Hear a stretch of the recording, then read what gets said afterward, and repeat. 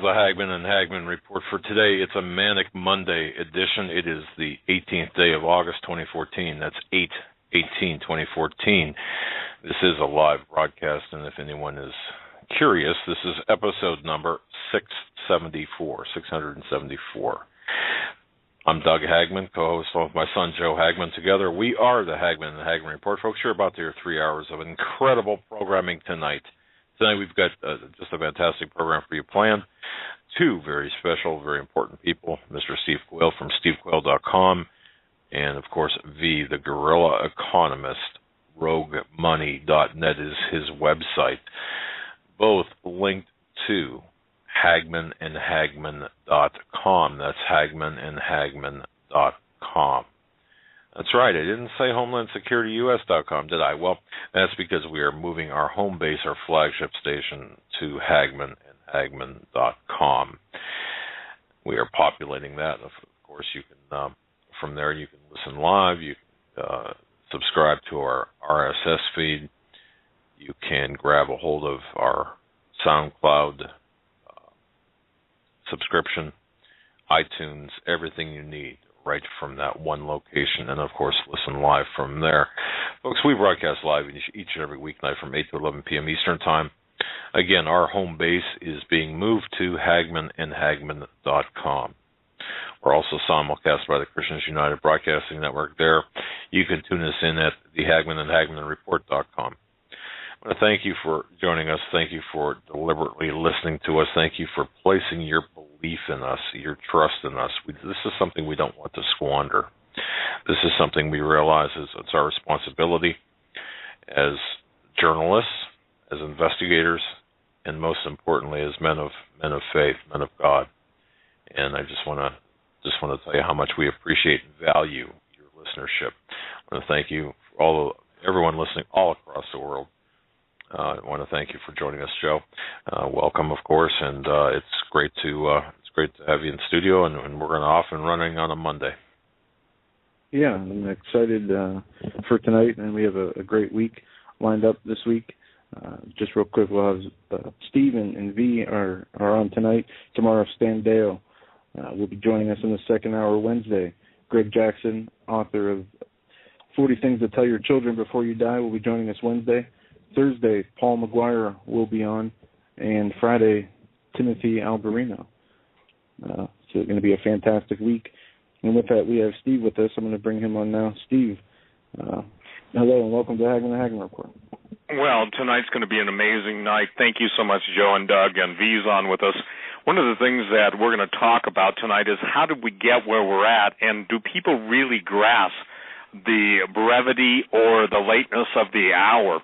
I still see Joe and Doug and obviously V. We see some of the most amazing caricatures of stupidity played out by the mainstream press. And, basically tonight, who has done this thing? Who has brought this country effectively to the point of where we've got the military in the streets of Missouri? We've got the Chinese basically giving us ultimatums. We've got the Russians in country. We've got our borders being flooded. We've got Ebola being released. And I just want to share with people something that they don't understand. You can track all this stuff back to basically presidential decrees, even going back as far as Bill Clinton, when he gave the entire patent database on magnetic tape to the Chinese for free. And this is going to be important tonight as we talk about this. The bottom line is over the years, it has been the international banking elite's desire, now that they pretty much pillaged and plundered the middle class in America, to build up another middle class, both in China and in India, representing pretty much a third of the world's population. Nothing's better than 100 million people or even 50 million people paying interest to the international elite. Billion is even better. So when Jesus said the love of money is the root of all evil, if you follow the money, you follow basically the true root of evil. And as I've maintained over the years doing shows with you, Doug, that most people just focus on the fruit of evil. And putting this into perspective, when Bill Clinton with Loral Satellite Corporation and others gave dual use, purpose, technology to the Chinese. They basically grabbed every bit of Western technology they have. That's why four-star generals and above have told me they got everything, meaning China has everything. The point is that the Chinese white papers have gone into great detail on how they see the United States, but the tragedy in all this is simply this, that in a kingdom of lies, telling the truth causes the powers to be unfettered access and their power to destroy. That's an SQ statement. We live in a kingdom of lies. We live in a virtual world where everyone's attention is on something else. And tonight, V and I are going to talk about the great disparity between weapon systems of the West and the absolute insanity of destroying our military before our very eyes. The point is that we saw the news today that 8,000 Navy personnel are going to have to basically justify their existence. I'll boil that down to everybody. They'll either have to swear allegiance to the current regime in the slaughterhouse or they'll be out. And for the record, I will no longer, and if you hear me say it, Doug or Joe, correct me on the spot, I will no longer refer to the capital of the United States as what it goes by. It has become a slaughterhouse. It's dripping in blood. And for the record, given the fact that every man, woman, and child is now in harm's way in the United States of America, we built the military-industrial complex with our taxes, and now that's turned against us. So I'm going to turn it over to V. What a lot of people don't know about V is in one of his roles with the banks that he was basically an analyst for, he was tasked with checking out different weapon systems. And that used to be fair reading of mine. I used to read Jane's Defense Weekly and all the Jane's publications for excitement. For those of you that don't know about it, you can look up Jane's Defense Weekly. Basically, who's got what weapons, and you know what? It's always a higher form of killing. And so with that, I'm going to bring on V. V, thanks for coming on. I think we need to tell people what is really going on, because it isn't suicide by stupidity. It's nation-side by design. Go ahead, sir.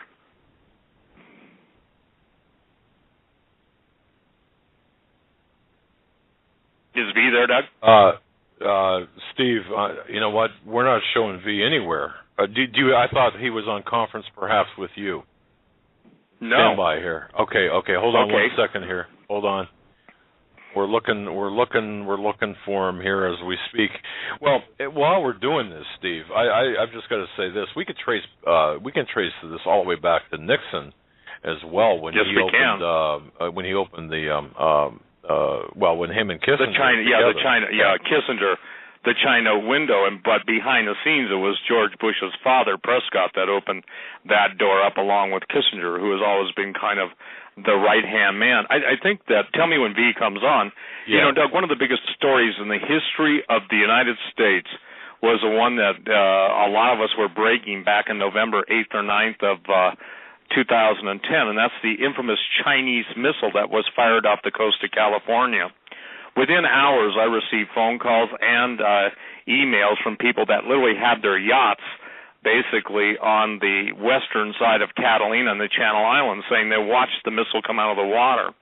I had contact immediate with missile launch commanders, both active and retired, that had said it was definitely a Chinese missile. One guy explained that by the color of the plume, a single nozzle plume, you could tell which country was using what by basically the solid fuel propellant. This was a JL-2 intercontinental ballistic missile, and what China did was basically send a message to the United States. You didn't even see us here, 30 miles off your coast. We can take you anytime we want.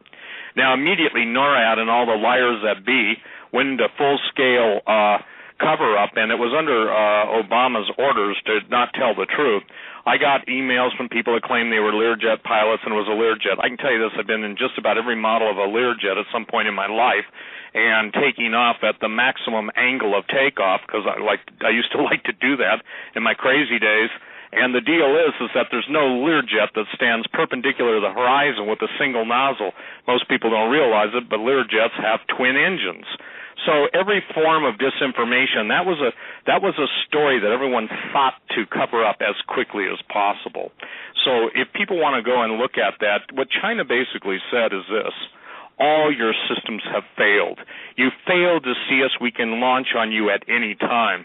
And believe it or not, Doug, everything that has happened to the United States has happened by design. Because when Jesus said the love of money is the root of all evil, not money, but the love of it, when you follow foreign defense policy, when you follow any of these things, everybody has basically got a price. And that price is basically now the lives of 200 million Americans. I saw a really dumb posting. Somebody sent it to me.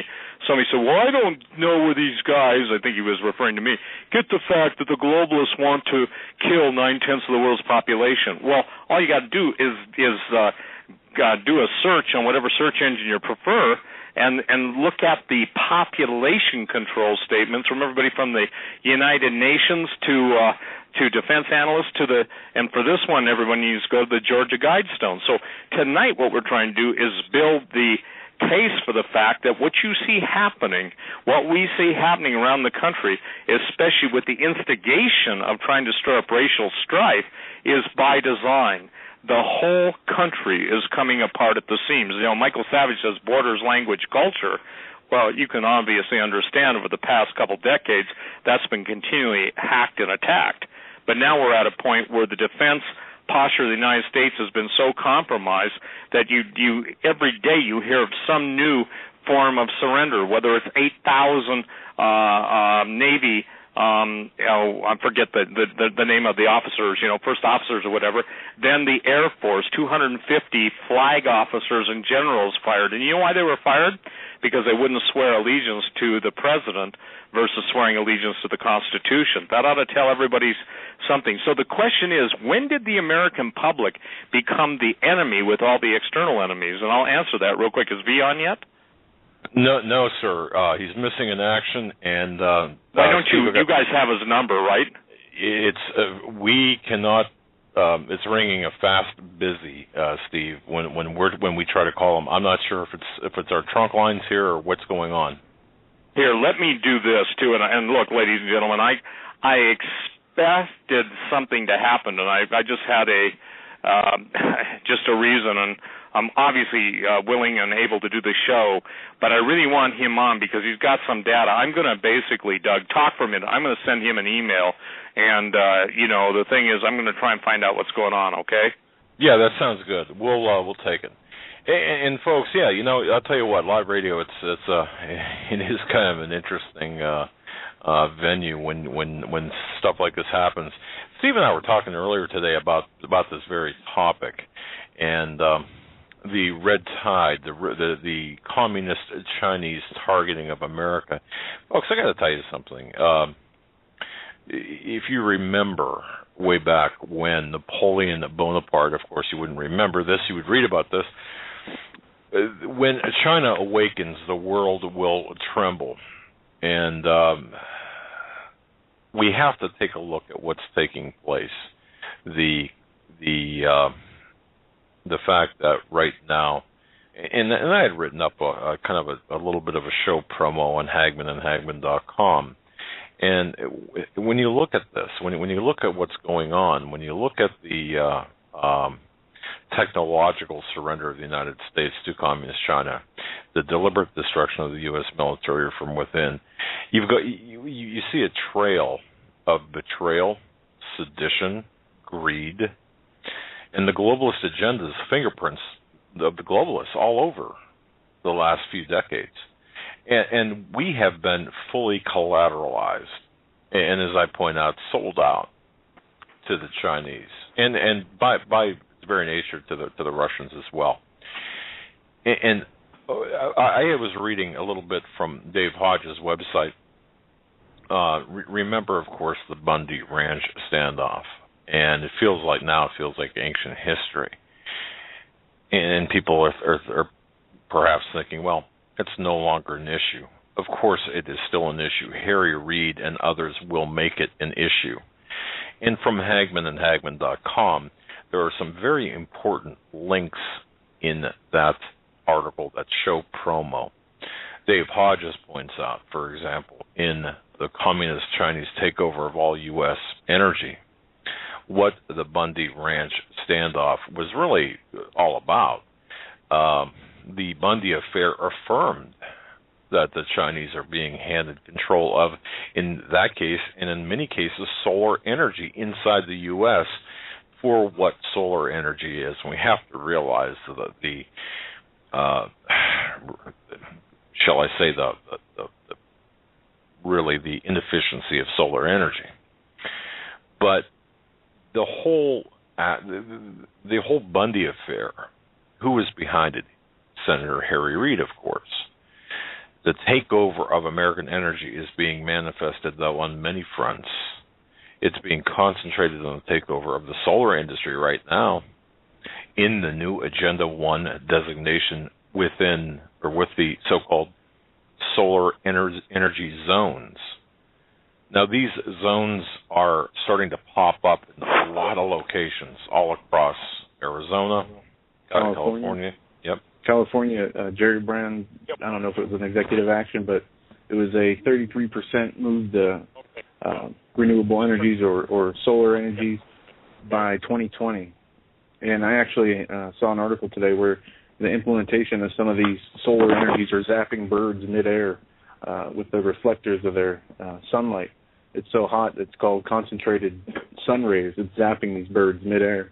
Wow, yeah, I didn't the inefficiency. see that. I mean, there was articles last week also on Nancy Pelosi and the benefits that her family's been getting from these companies, and that goes back to Solyndra and other failed energy companies now. Well, you know, the names are incredible. The people in power behind this, it reads like a who's who list. And Joe Farah from WorldNet Daily had written an article on the 13th of April titled Harry Reid's Last Roundup. Well, it's just not Harry Reid behind this. It's others. And it's all across, it's all across the political spectrum. So, you know. Hey, Doug? Yes, sir. Doug, I mean, I think I got a hold of him. He should be calling in a minute. But the point being is it's everyone in the Senate and Congress. That's why there's no difference between the prostitutes that work the right side of the street and the prostitutes that work the left side of the street. And they're meanwhile proclaiming their virtue, and they would make the horrors of history seem chaste, okay? And the thing is that, again, here's the thing. We're at a point now where our defense systems are pretty much down, being taken apart. When the current administration made the statement they want their own military, they've got it with the DHS. When you've seen the militarization of the police force, and then with a caveat, I didn't know this until today, but all of the items that are being given by the Defense Department have to be proven to be in use in theater within the United States within 12 months. Did you know that? Didn't realize that, sir. No. No, I didn't either. So, from when, though? From when, Steve? Are we talking in the next 12 months, or are we talking by the end of the year? No, we're talking about it from the 12 months that they started getting it, and they started amping and ramping up about, 3 months ago. So that ought to put everybody in a time frame. So, it's getting very, very dicey. Now, look, I'm not stalling for time, but I want is V on yet? We're good to go, sir. Okay, and he can listen to me right now, right? Yes, he can. Yes, I can hear you, Steve. Yeah. Okay. Hey, V, before you came on, I was just setting it up for you. I want you to share about the advanced weapon systems, and I gave everybody a little insight into your background as an analyst. You had to see who had what that worked effectively. I laid the case, since you probably didn't hear it, that all of our top technology was transferred to the Chinese under, how should I say this, treasonous and questionable all for the mighty dollar. And I just made the statement that all of our leadership in the Congress and Senate, it appears they've all sold out. So go ahead and take it from there and explain to the people just how now the United States is at the mercy of the belligerents out there to do whatever they want. Absolutely. A lot of people find it to be very surprising when they hear that a lot of our military tech has either been given to the Chinese in terms of a patent, via having them steal it, or just handed over in general, blueprints, all sorts of technology. look at, for instance, and this is something we've done in the past, and I'll get to that, but look at, for instance, the F-35 program. Okay, here's a plane that's supposed to be the one aircraft, the jack of all trades, is supposed to be replacing 3 aircraft within the United States Air Force. This plane is supposed to replace the A-10 Warthog as a close-in air to ground support. It's supposed to replace the F-18 Hornet for the Navy and the Marines. It's supposed to replace the F-16, for the Air Force. Something like a project like the F-35, something that's this important, you would think that they would hold the data and the information and the blueprints and the technology and the research and the development of this weapon system, that they would be very, very careful to make sure that it doesn't fall into the wrong hands. And it was only a matter of a few years into the actual contract being awarded to Lockheed that their computer systems was breached. It was breached, and a lot of the technology was stolen, and it was stolen by the Chinese. And it was actually put out there by the media that Lockheed might have been hacked by Chinese hackers, and a lot of the F-35 blueprints have been stolen and taken. Now, this is significant because most advanced projects, especially the military sense, if it's very important in the past, they were all done by computers that are not networked into the wider internet, so to speak. Okay, these were all off the grid, off network, within contained intranets. So this is not something that's going to be easily something that somebody would hack into and steal. That was not the case with the F-35, and that has not been the case with a few other weapon systems, some of the missile technology that we have as well. So fast forward, and what happened? Well, in 2013, and we've seen this in 2012, but in 2013, the Chinese, while we're having all sorts of developmental problems with the F-35, it really isn't a be-all, end-all. It actually is a flying lemon, so to speak. It's a terrible plane. You fast forward to about a year or so ago, and you see the Chinese release their version of the F-35, and I believe they call it the F-30, the Golden Eagle. Okay, the F-30 looked like a twin-engined F-35 with some very strong design cues of an F-22 thrown in there. Now, this is unbelievable. It's unprecedented.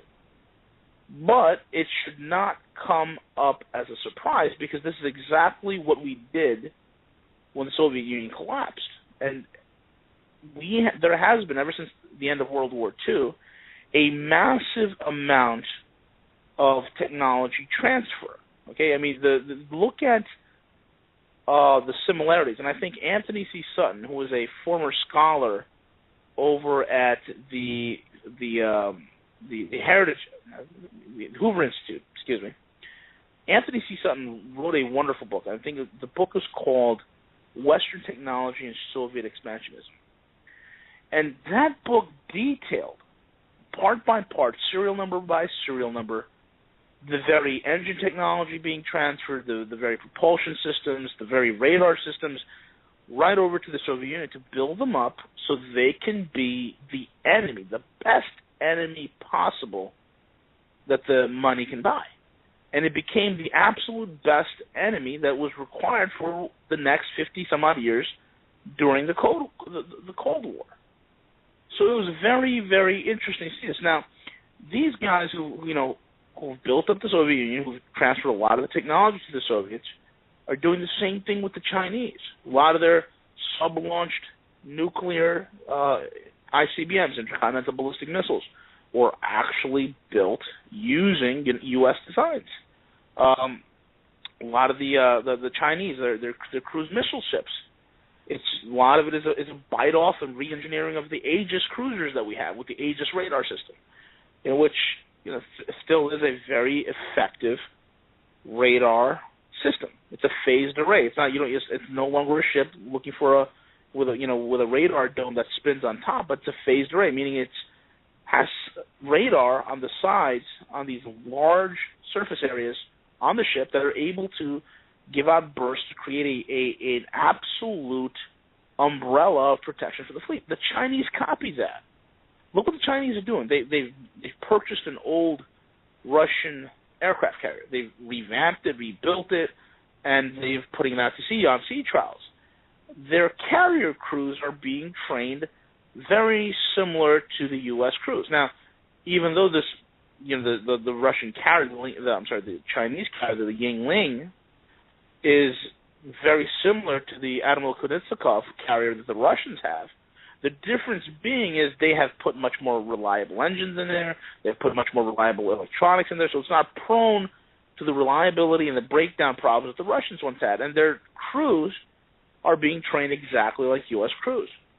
So these things are happening, folks, because China is being built up as a massive counterweight for the U.S. So most of our politicians, who, again, are short-term thinking people, as soon as they get into the office, what they're looking to do is, I want to make as much money as I can, I want to cut as much deals as I can, and I want to get out. That's what they want to do. And if they can continue making money for the first 4 years, or the next 40 years, as long as they can hold on to office and make money, that's their number one thing. It's not about what's good for the country. It's not about what's good for the people. It's about what's good for me. What's in it for me? That's their whole entire paradigm. So when you see people that are not patriotic, that don't really give a rat's rear end about their country, it becomes very easy to bribe them, and that's what the Chinese have done. The Chinese have done masterfully in giving a great deal of money to the Clintons, okay, during the whole Clinton administration, where all of a sudden there's missing paperwork from Los Alamos, and there's nuclear secrets that have gone missing, and this, that, and the other, where, you've seen that the 90s, okay, folks, the 90s was a time of all of a sudden missing secrets and lost technology, this, that, and the other, and all of a sudden we go into 2000, and next, out of nowhere, the Chinese who had, at the end, and I remember this, folks, in 1999, when the Brits handed over Hong Kong, the Chinese military moved on there. They had a military parade, and when you look at their equipment, it was equipment from the 50s and the 60s and the 70s. At that time, they called the Chinese military an army in sneakers. In other words, it was a joke. Their army wasn't worth anything. It was one of the largest militaries in the world per capita, but in terms of any sort of technological progression or prowess, it wasn't there to be seen. They didn't have much of a navy. There was no submarine fleet really.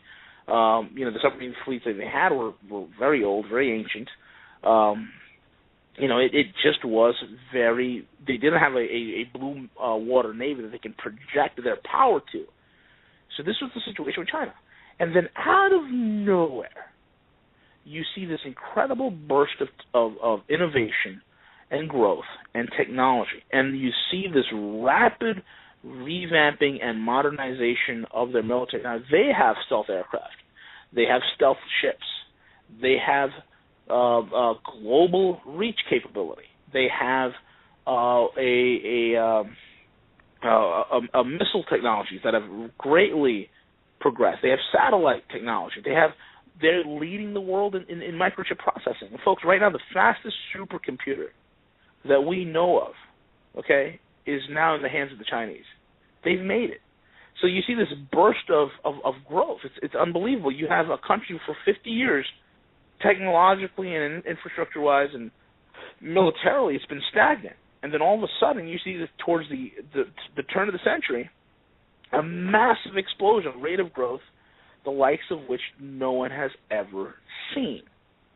And that can only be done if they were given something. You don't advance a program that would typically take a nation 25 years to achieve. You don't achieve it in 5 years unless somebody gives you something. You see what I'm saying? So that's the thing about the Chinese that most people don't realize. So who gave them this? Well, it's our dirty, rotten politicians, number one, and our defense contractors, number two. You have moles that are in the defense contractors and these defense companies that are selling secrets, not only to the Chinese, but they also sell to the Israelis, which we've heard with the whole Patriot missile thing. They also sell to they sell out the technology to the Russians, and vice versa. So there's no honor among thieves, folks. So the whole detriment to this whole entire thing is that it puts us at a very, very vulnerable position. And that's the thing, I guess, later on in the program, I'll kind of detail for the audience why it puts us in a very dangerous predicament. And we're going to try and work on deconstructing some of this mythos about the U.S. military, this whole perceived notion that we're this incredible supreme force that has the most incredible technology the world's ever seen, this, that, and the other. So we're going to kind of get into that. Steve. And Steve, it's interesting, by the way, and V, it's interesting that the Clinton administration gave a lot to China, and don't forget when or NATO, I should say, accidentally bombed the Chinese embassy in Belgrade back in, there was a NATO raid back, I think, when was that, 1999, perhaps, late 1998, sometime in that. But shortly thereafter, of course, the Chinese were given technology to launch a satellite. And, of course, the Senate Select Committee on Intelligence gave their backing for this transfer of technology. So this is all seditious across party lines. Go ahead, Steve. Well, one of the things that most people don't realize is China's anti-satellite or ASAT weaponry is so advanced because guess what? As V said, they stole it from us. But let's fast forward a little bit into April, and we're going to go back and forth between Russia and China. 2014, the Black Sea, the Donald Cook, the missile cruiser, state-of-the-art Aegis system, everything. This was, if you will, the cat's meow for the U.S. Navy. For 90 minutes, an Su-24, a Sukhoi Su-24 Fencer fighter overflew the Donald Cook, 90 minutes, Doug, and basically took out all of its steering, all of its fire control systems. In essence, the Russians' electronic assault on the Donald Cook rendered the state-of-the-art U.S. military command, control, and communication on that ship and sent a message to the entire Navy. When I don't remember, V, if you and I were on that night or shortly thereafter, we did a show on it. But that very night, I was getting emails from, quote, the back rooms and the backwoods of people saying, man, they are absolute, I won't say what the actual language because it's pretty rough, but they were saying that the Pentagon was in a panic. Now, to put this into perspective, the military should have controlled the technology, and we even have, and part of the problem with the F-35 is that we allowed, this is interesting, we allowed Chinese parts to go into our state-of-the-line fighters, and the same thing goes with our state-of-the-line military. So here's what I'm trying to say, Doug. It's like the Trojan horse, the whole story of the Trojan horse. We have a Trojan Congress. We have a Trojan Senate. We have a entity in the White House that is absolutely bent on destroying this country. I quote him in context. America is the greatest country in the world, and we intend to change that. Remember that, you guys? So It doesn't just go with him. It goes all the way back to Nixon. But here's the point. The Chinese were granted, under Bill Clinton, they were granted everything. If the crown jewels of the Defense Department, here's the irony, our leading defense contractors were salivating at earning the profits, but China had a deal. You had to build some of the parts in country in order for them to buy whatever they're going to buy. It's called dual-use technology. And as everybody piled on and piled it higher and deeper, in essence, we were like, how do I say this? We were going to be given Golden Globes at the International Vampires Convention, and the whole idea was to see who had the most blood by getting everybody to slit their wrists. How's that for a metaphor? And as everybody was bleeding out, going, I hope I win the Globe, there were voices in the country saying, don't you realize you're bleeding to death? And that's what you're hearing from tonight, only it's no longer, in my opinion, I'll let V speak for himself, but I think he agrees, it's no longer that we've been bled to death in the Defense Department and in the entire area of technology. We have bled out. Bled out means when there's nothing more to bleed out. And I got to tell you something. When I do a show like this, V does a show like this, we both get contacts. V's a general source that he spent hours with, I mean, these are real people, yet I can't say that, yet the frozen stone people, that's another word for something, basically can't wait to get on the Yelp or the gossip forums and say, well, these guys are crazy. We're not crazy. We know what we're talking about. And again, Doug, the thing is that there's no way to explain the what I call techno side, TECHNO side, that has gone on in the United States government outside of bribery and outside of just simply buying them off. And what's easier? We used to, $1 million used to be a lot of money. Then it has to be $1 billion. But look, when you're printing money and you're sitting with $2 trillion, you can buy a lot of allegiance and loyalty, because the guys who are selling out the country don't even understand that they're selling it out for peanuts or for inflated dollars.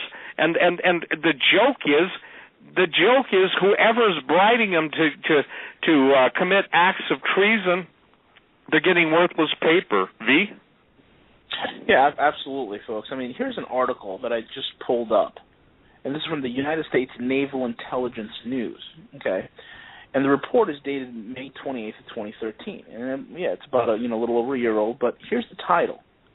China hacked 24 U.S.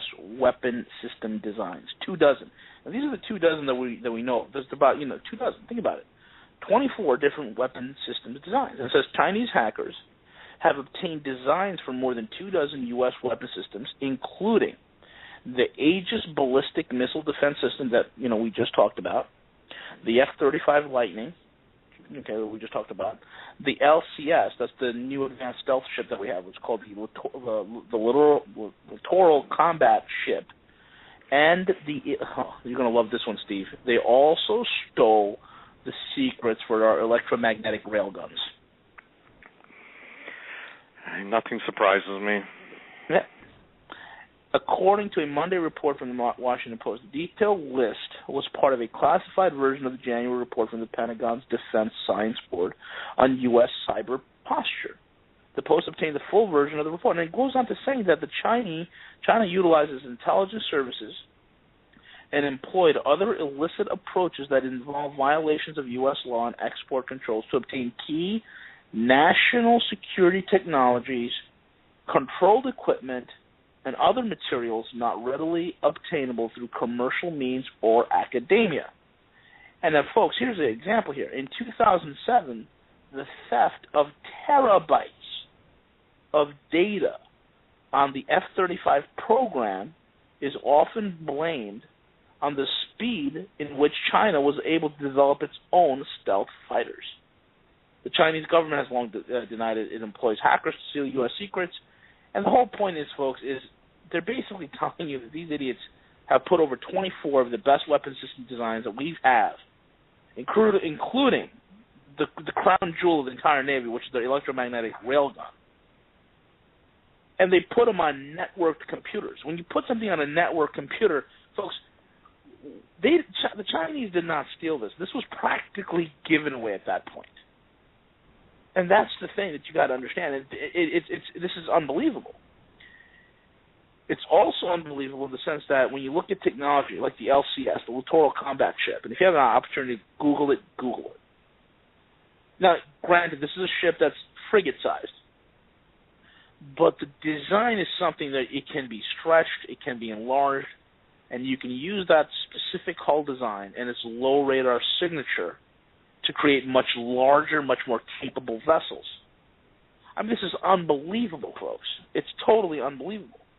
The saddest part is, okay, and as I say, when you put these on a network, okay, you're practically giving them away. You don't put secrets, you don't put designs and research and development of these types of systems in wide open computer networks. No, you put them in physically isolated areas.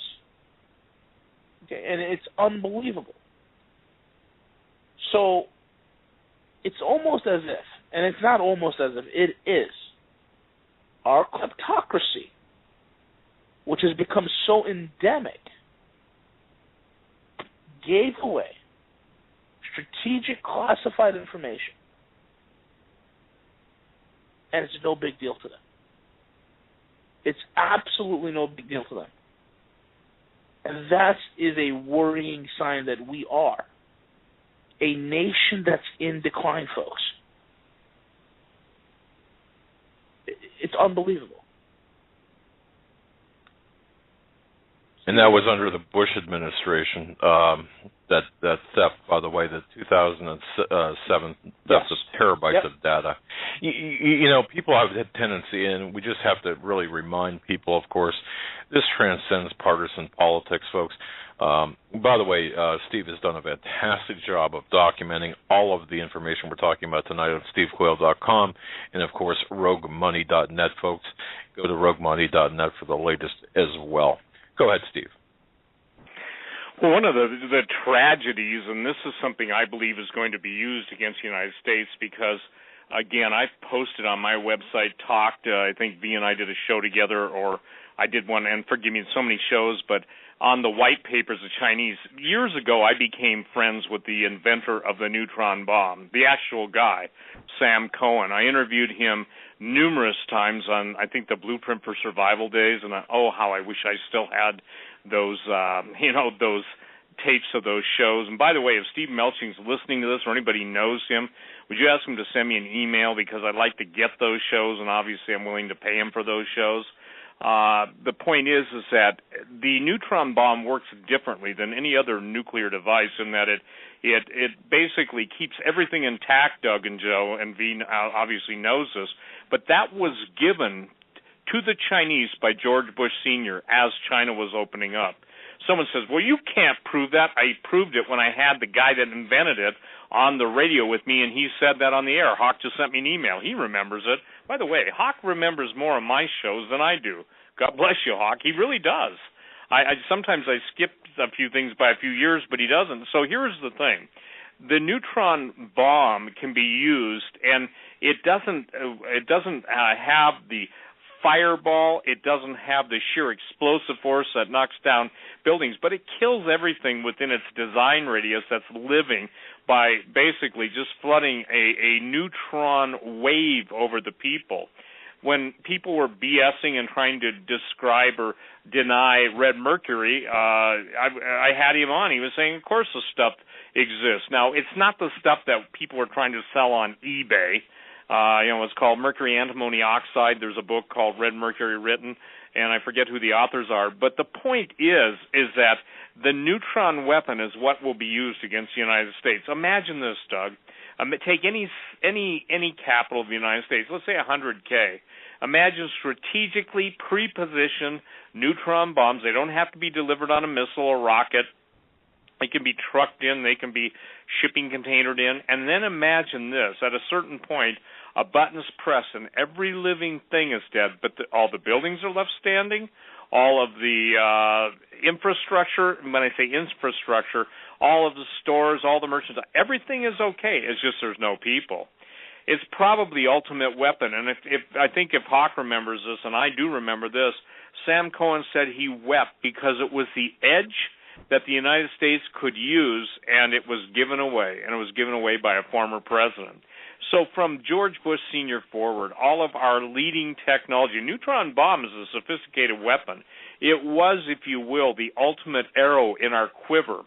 But beyond that, I would say this, the black physics weapons of ancient history, electrogravitics and all the stuff. And by the way, people, they just announced, I think last week, that harmonic levitation, there's an app now, I think, for an iPhone that you can levitate balls, actually lift weight. You can transcend gravity, which, as W said, is a pressure, by basically a new form of sound. It's called sonic or harmonic levitation.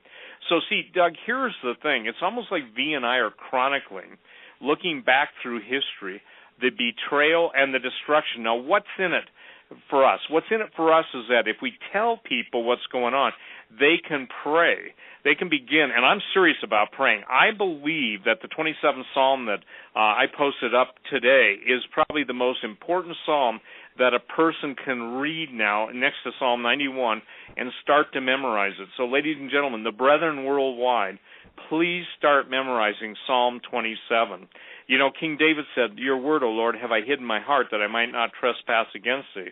And as someone who is guilty of many trespasses against the Lord, I'm trying to basically say, Lord, help me to focus on your victory and on your perspective, not what I see. Because, listen, you can use a word in front of storm, whatever you want to use.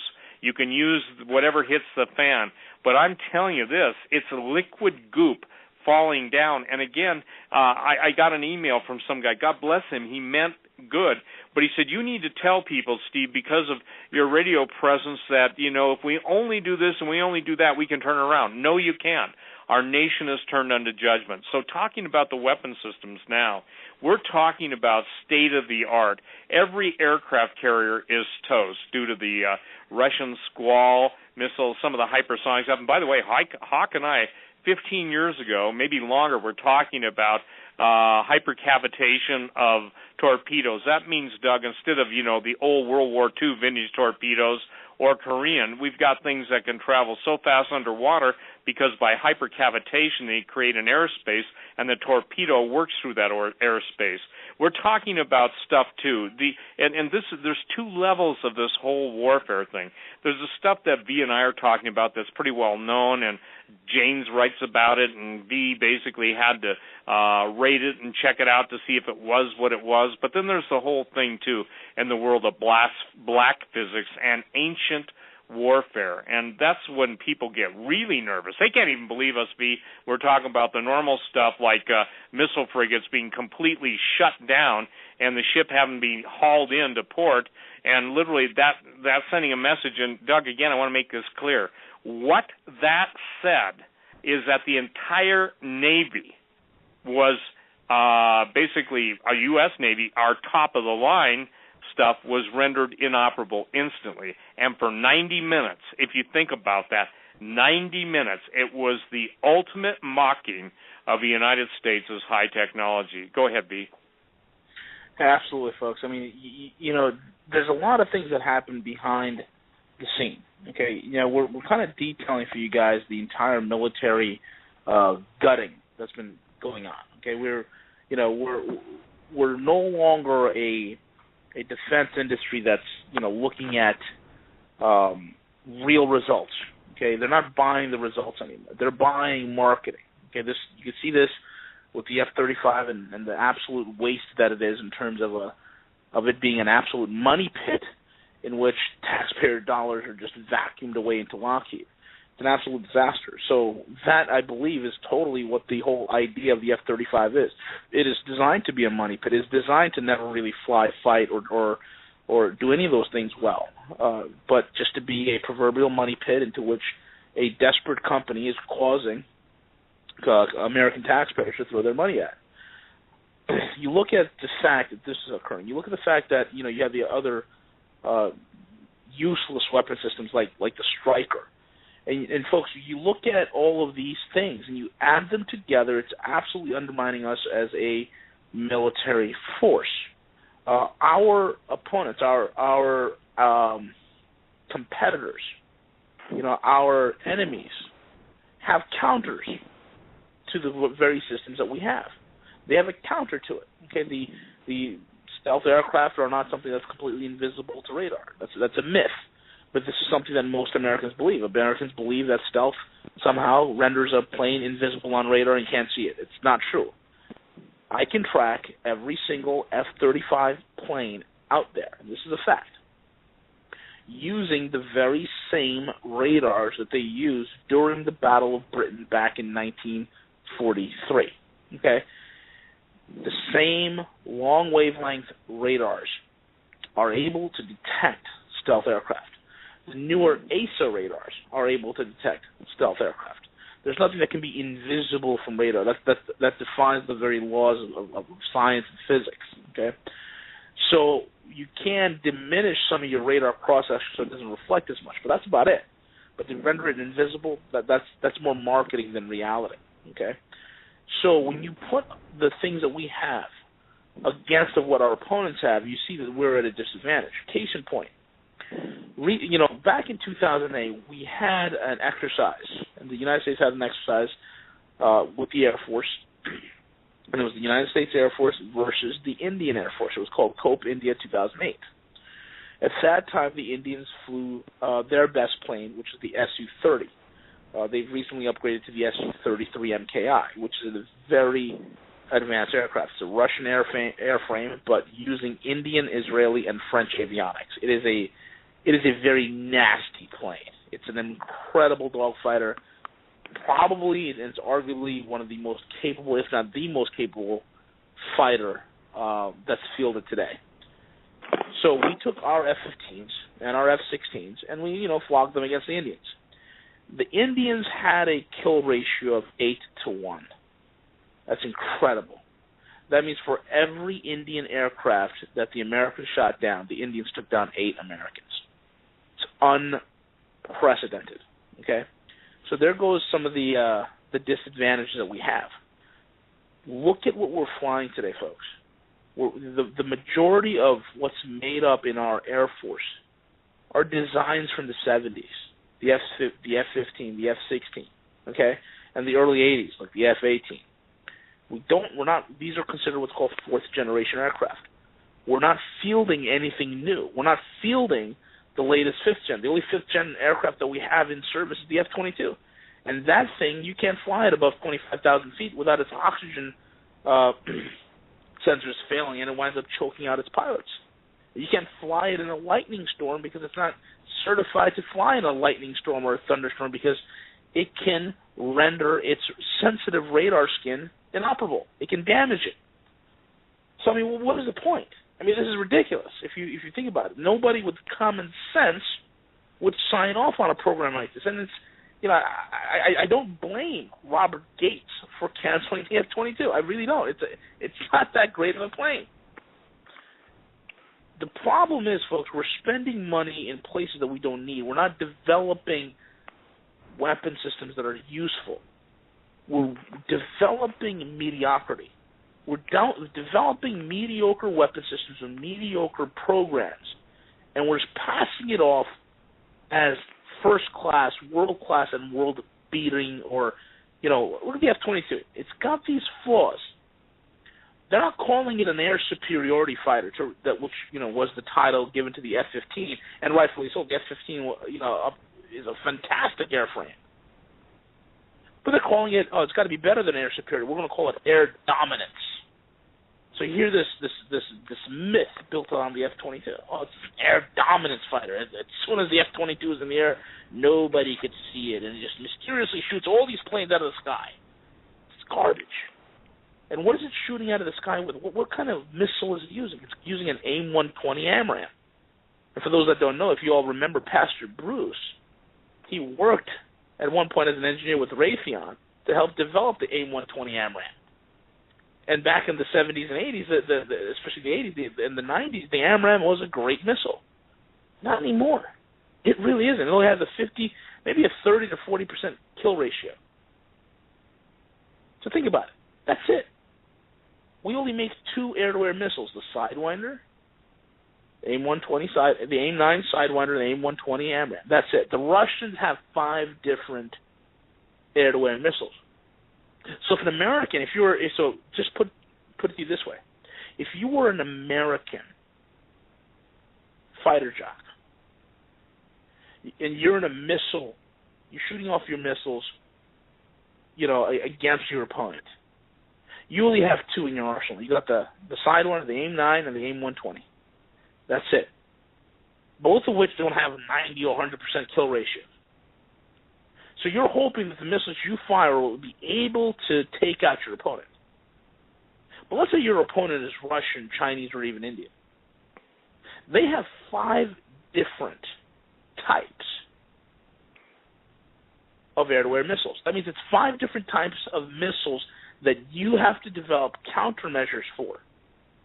So if you were able to evade one or two, you're guaranteed to get hit by the third or the fourth.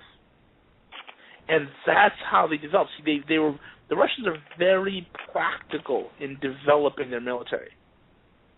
Look at their tanks. The T-90.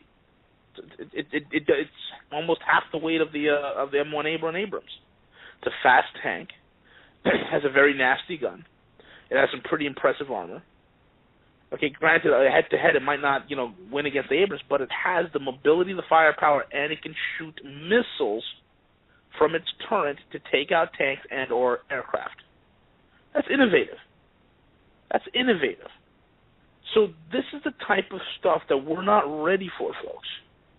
Okay, and when we are in a desperate situation, it's going to put us in a bind. And then you want to talk about, after ruining the weapon system, Steve, what is the next thing that they ruin with the military? Military's morality. And Steve, I think you're the one who sent me the link about that Okinawa gay parade that they're doing on that military base. Yep. With the cross-dressers. So you have this absolute undermining of the military morally. You're putting women in combat. You get rid of don't ask, don't tell. Now homosexuality is something to be embraced and celebrated.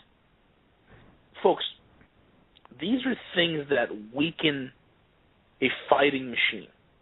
These are things that weaken a military. These are things that our enemies look at and laugh. And this is what's happening. This is a poison. They've poisoned the pool. Okay? They've lowered requirements, the physical requirements to get into the military.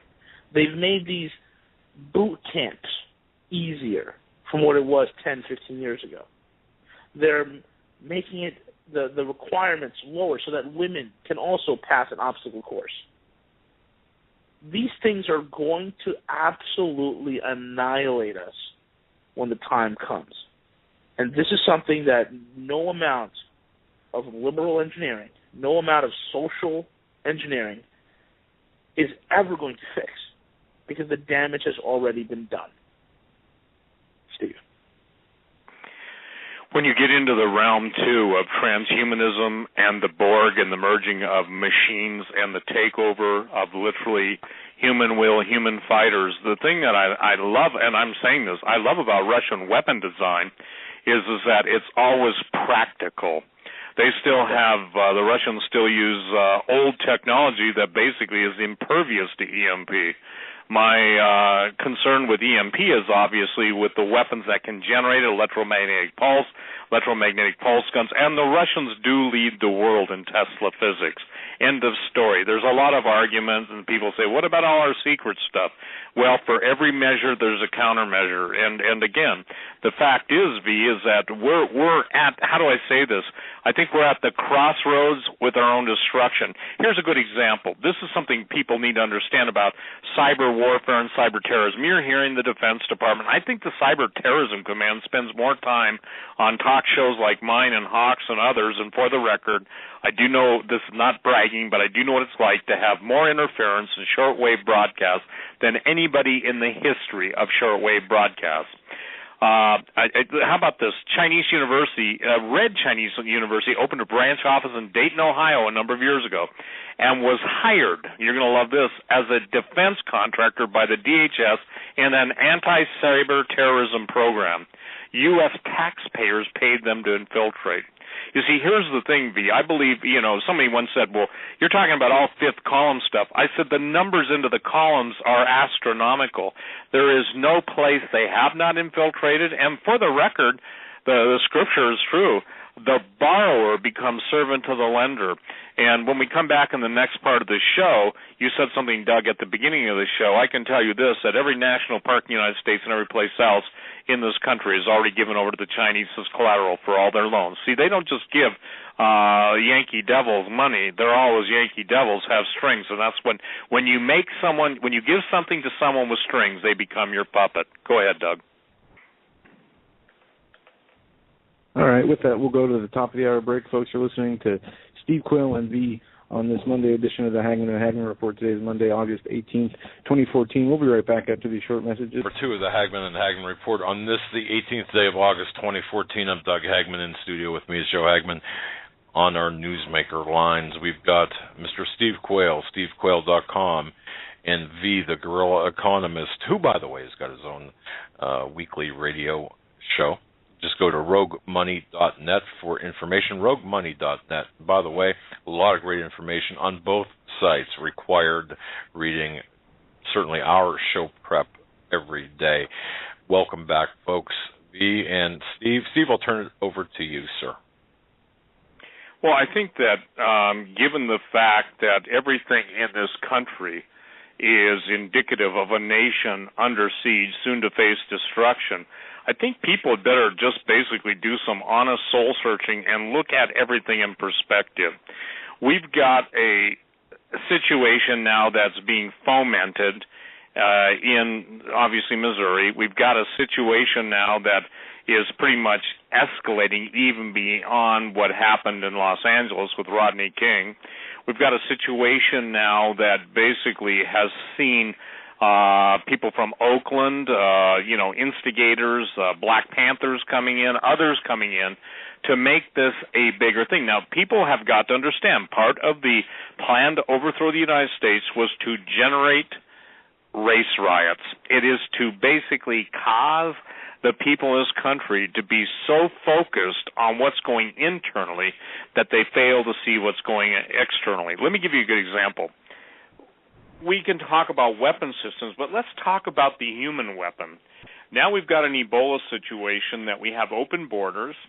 You can't tell me that closing the gate after the horses are out are going to keep the horses within the confines of the gate.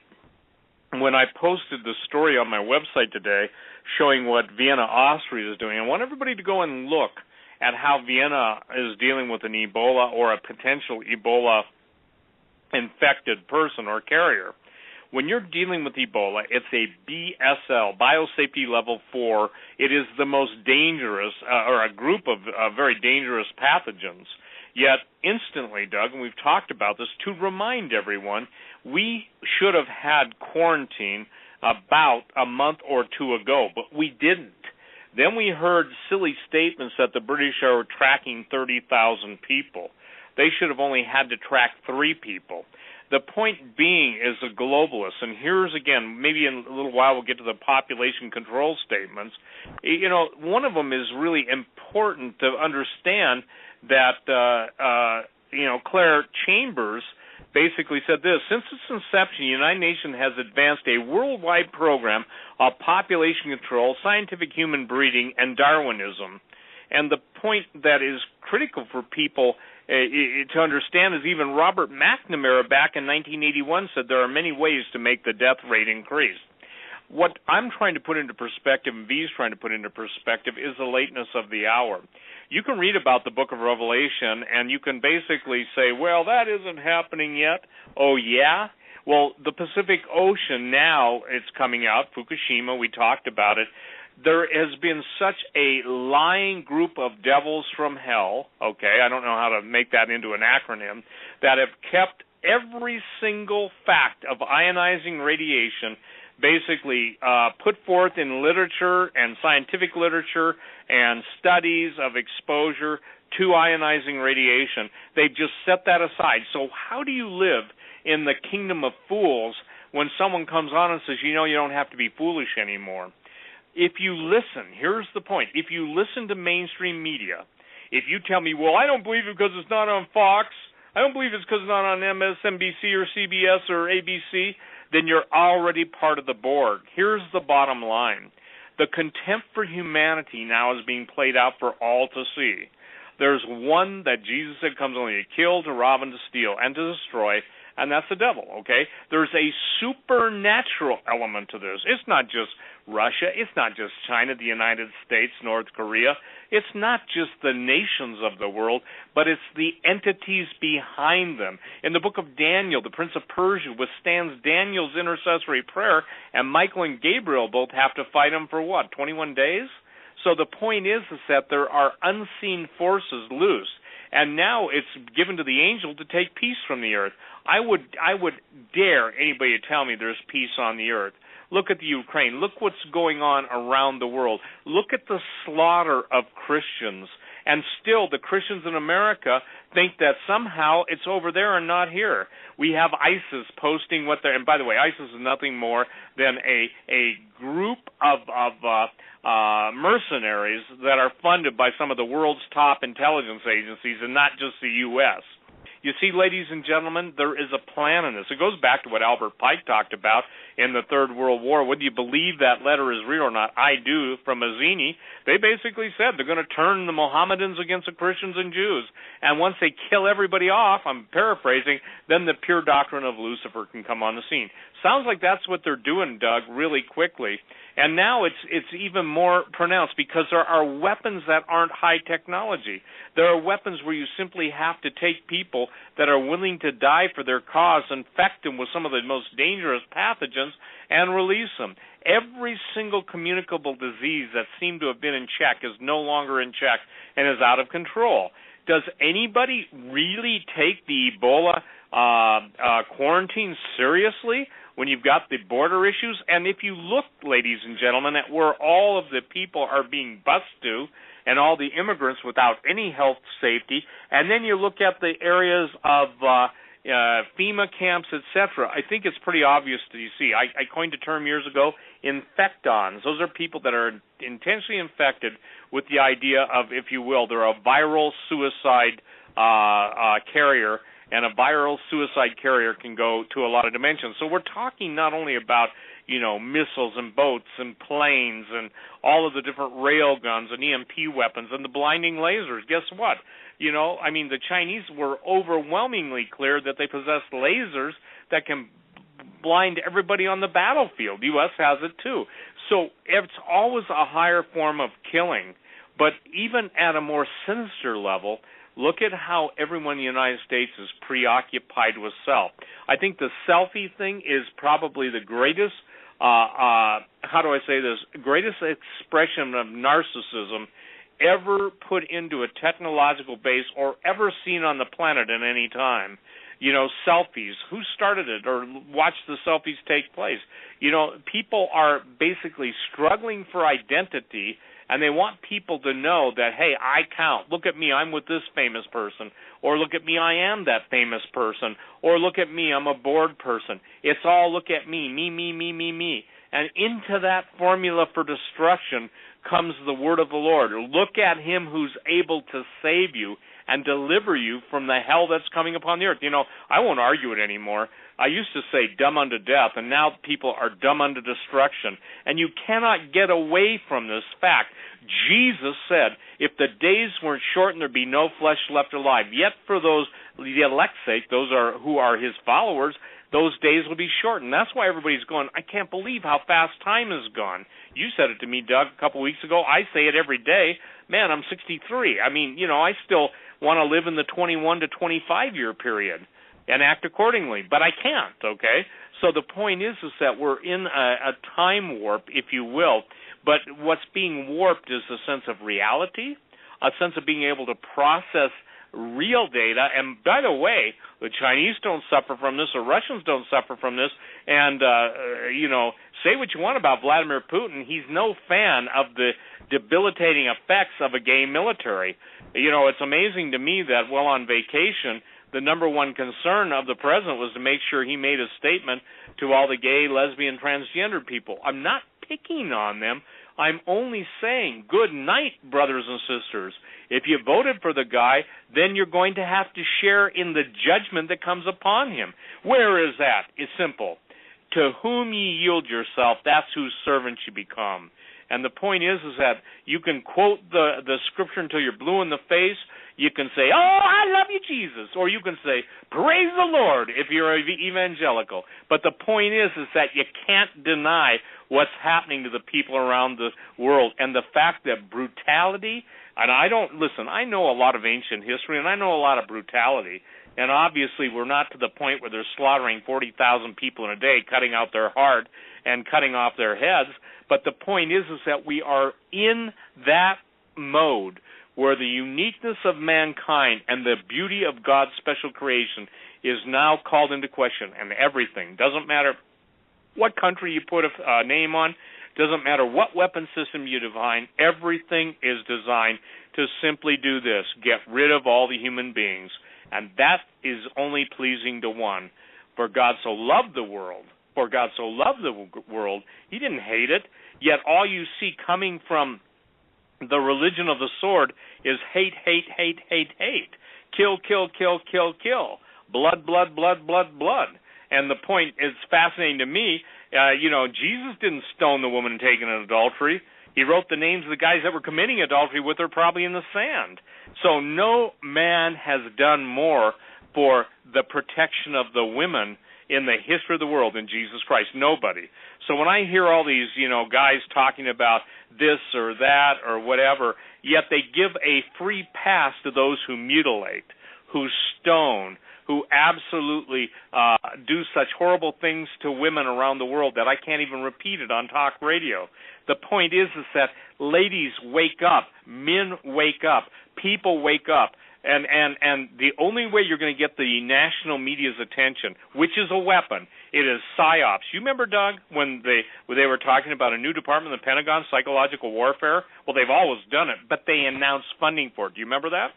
I do, and you were one of the first ones that alerted me to that fact. Believe it or not, but yes, absolutely. V, given your understanding of how things work in the world, will you explain to people, because you were both a financial analyst and you're also a weapon system analyst for the big, obviously mega banks you work for, tell people how killing is big money. Can you explain it to them in a I'll get it or I'll make it simple for them, please? Absolutely. I mean, the same group of people, the same patriarch of a banking family who says, give me the power to print the nation's money and I don't care who makes its laws. The same ilk has also said we make more money in an hour of war than a whole year of peace. So war is big business. There is massive amounts of money to be made. Folks, let's put it to you this way. We go into Iraq, we create destabilization situations there. We prop up a government that we know that is not going to stand. We arm them. Then at the same time we fund a terror group, or we create a terror group and then fund them, called ISIS, and arm them. So now both sides are fighting each other. And the banksters that are really sitting on top of this pyramidal structure right above the military-industrial complex, the banksters make the most money on both sides. This is what the Rothschilds did going back to Napoleon. When Napoleon went to war against the Russians, the Rothschilds funded both sides. They funded both sides of the war. This is something that's done over and over and over again throughout history. Okay, give case in point. When the Bolshevik Revolution occurred in Russia, 1918, the early 1900s, 1918, I think it was. You had at that time an economy come to a halt. Okay.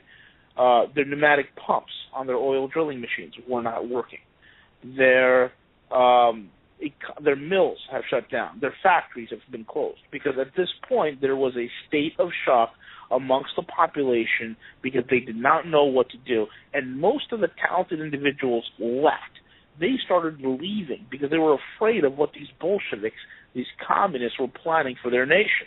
Okay, so the captains of industry were exiting stage right because they knew at that point that their profit and their ability to turn a profit is going to be completely cut off. So what happens? How was this dead economy in the midst of a revolution? And that's what usually happens. You have a revolution that occurs, and oftentimes it causes a massive debilitating blow to the economy. So who kick-started the economy in Russia during the Soviet era? Who kick-started it? Wall Street. Wall Street funded a lot of the operations within Russia and amongst the Bolsheviks to get not only usurp the power of the Tsar and the throne of the Tsar and to take over the government but also to restart and kickstart their economy in spite of laws that were on the books, laws called the Trading with the Enemy Act that was on the books. That Wall Street completely superseded it. It completely circumvented these laws. So they weren't bound by anything. And what happened? Well, little by little by little, Wall Street built up the perfect enemy in order for the United States and the free world to fight against. So at that point, at the end of World War II, you had East versus West. And the banksters made an absolute killing on both sides, folks. So that's what this is all about. This is, we can't just limit it to just nation versus nation. But when you look at the higher levels, it's something much greater. There's a greater game being played, folks, and it's the game of princes. And that's what I want people to understand. This is far beyond just nations and individuals. This whole thing is planned, it's orchestrated, and it's being executed and played out right in front of our eyes. And you know something, V and Steve, it's sad because not one other talk show host with an audience, not a Sean Hannity, not a Rush Limbaugh, just to name a few, none will go beyond that nation-state level. None will go beyond the partisan politics, or few will go beyond that. It's always limited in terms of the conversation. What V just said, what you just heard, is really the Rosetta Stone of warfare, of welfare, of the global welfare, global warfare as well. I mean, it is the game of kings and princes, and it's the people at the top of the pyramid, the ones who make more money in an hour of war than a year of peace. Steve? Well, I think what's interesting, I was just thinking, you can get the pig out of the mire, but you can't get the oink out of the pig, okay? And that's just my way of saying the tree is known by the fruit it bears. Jesus did a better job, but since we're dealing with people who are gorging themselves on the flesh, you see, this is the sad point I think that most people are missing. You are a commodity to the New World Order. You are either a commodity to be profited from or a liability to be put to death. I don't think it gets any simpler than that. And Doug, one of the things that's interesting, one of the ladies you met, one of the intercessors, Manette, just sent me an email, and she said, Steve, they're sending all the illegals to the big cities who have a high population of homosexuals who have very compromised immune systems, i.e. AIDS. They will come down with many diseases, and they will infect everyone else. God has showed that to me with our Men at the Mission. Now, Manette and her husband, Bob, they minister to people, sharing the love of Jesus to, quite candidly, people that no one else would even consider ministering to. So when she says to me as an intercessor, this is what's going to happen, think about it. Someone says, I don't believe that. Well, then you don't know the history of AIDS in Africa. And for the record, Doug, what's going on in Africa, this is one thing that people have got to understand. If you listen to Margaret Sanger, you'd think that basically she was Hitler's, probably was, by the way, she was Hitler's mistress, because what she's talking about is basically a love of death for everybody on the planet. Now, just remember this. Most of the people that say, well, I would gladly take my own life if I could kill a million. And my statement is, well, just take your own life and spare us the diatribe, okay? And I'm not saying that in a sarcastic way as, Gene Simmons got in trouble when he made the statement he did. I'm not making that. I'm always saying that it's amazing that for the sake of the planet, everybody must die, except me, of course, You see, the altruism ends at the place where their personal goals are being achieved, and it doesn't matter. And it's like this. It's like the great wealth. Most people don't understand who funded, V knows perfectly well, but who funded the biggest tech companies in the United States.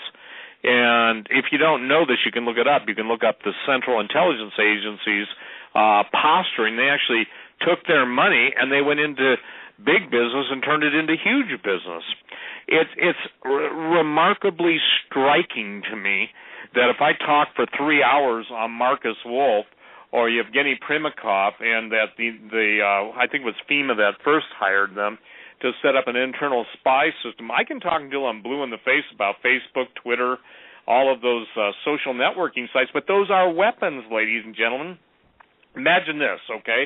Take the classic caricature of an SS agent, black leather coat. You know, take the guy off of Raiders of the Lost Ark, you know, the little round glasses, and I think he had a scar on his face, you know, and smoking a cigarette, or the typical classification of a spy.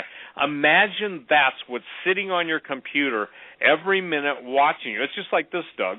When I was told point blank, and by the gentleman who I brought on your show, and he was accused of doing an infomercial, but he was doing everybody a great favor by saying, look, if you're carrying a smartphone and you're being tracked in real time and all your data gathered at all time, then wouldn't you want to have something to protect that smartphone or keep you from being targeted? Let me make it really clear to everybody.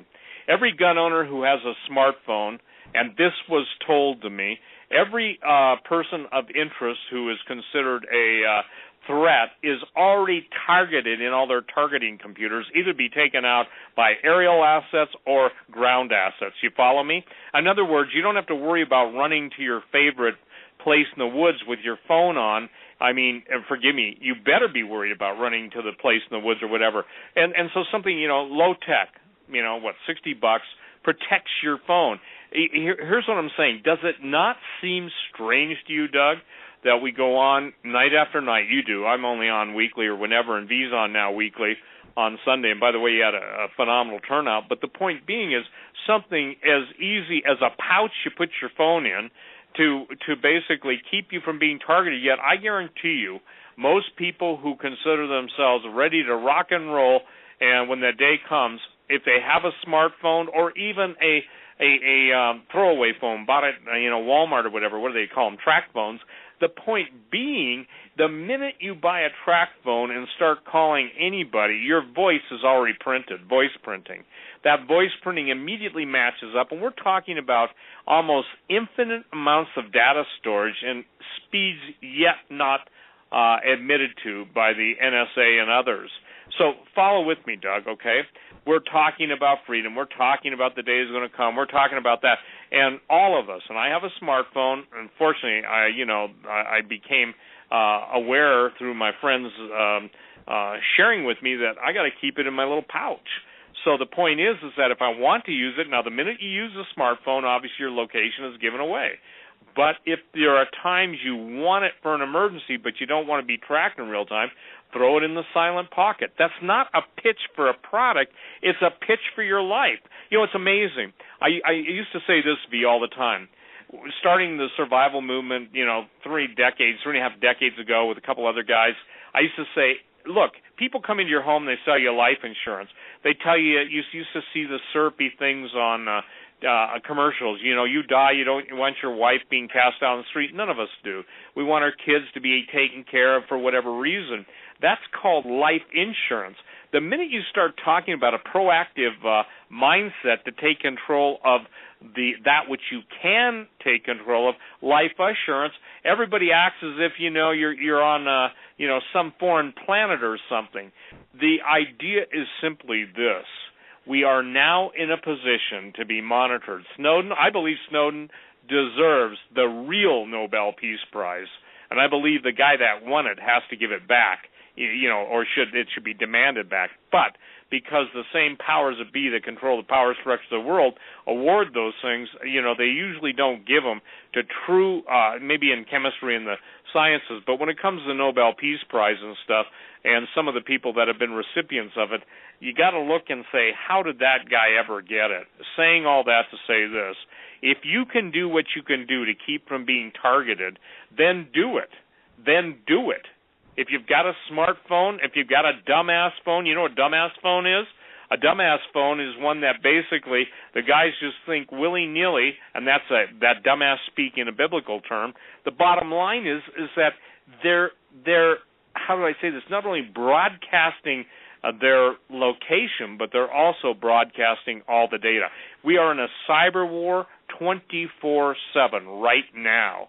I told people that it was told to me by certain people that one of the things that the Chinese plan to do when they land on the West Coast and other places, and people just can't receive this.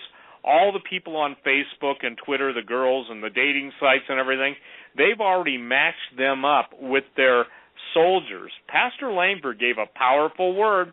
He said, Steve, we were in bondage. We're now going into captivity. Can you believe that, V?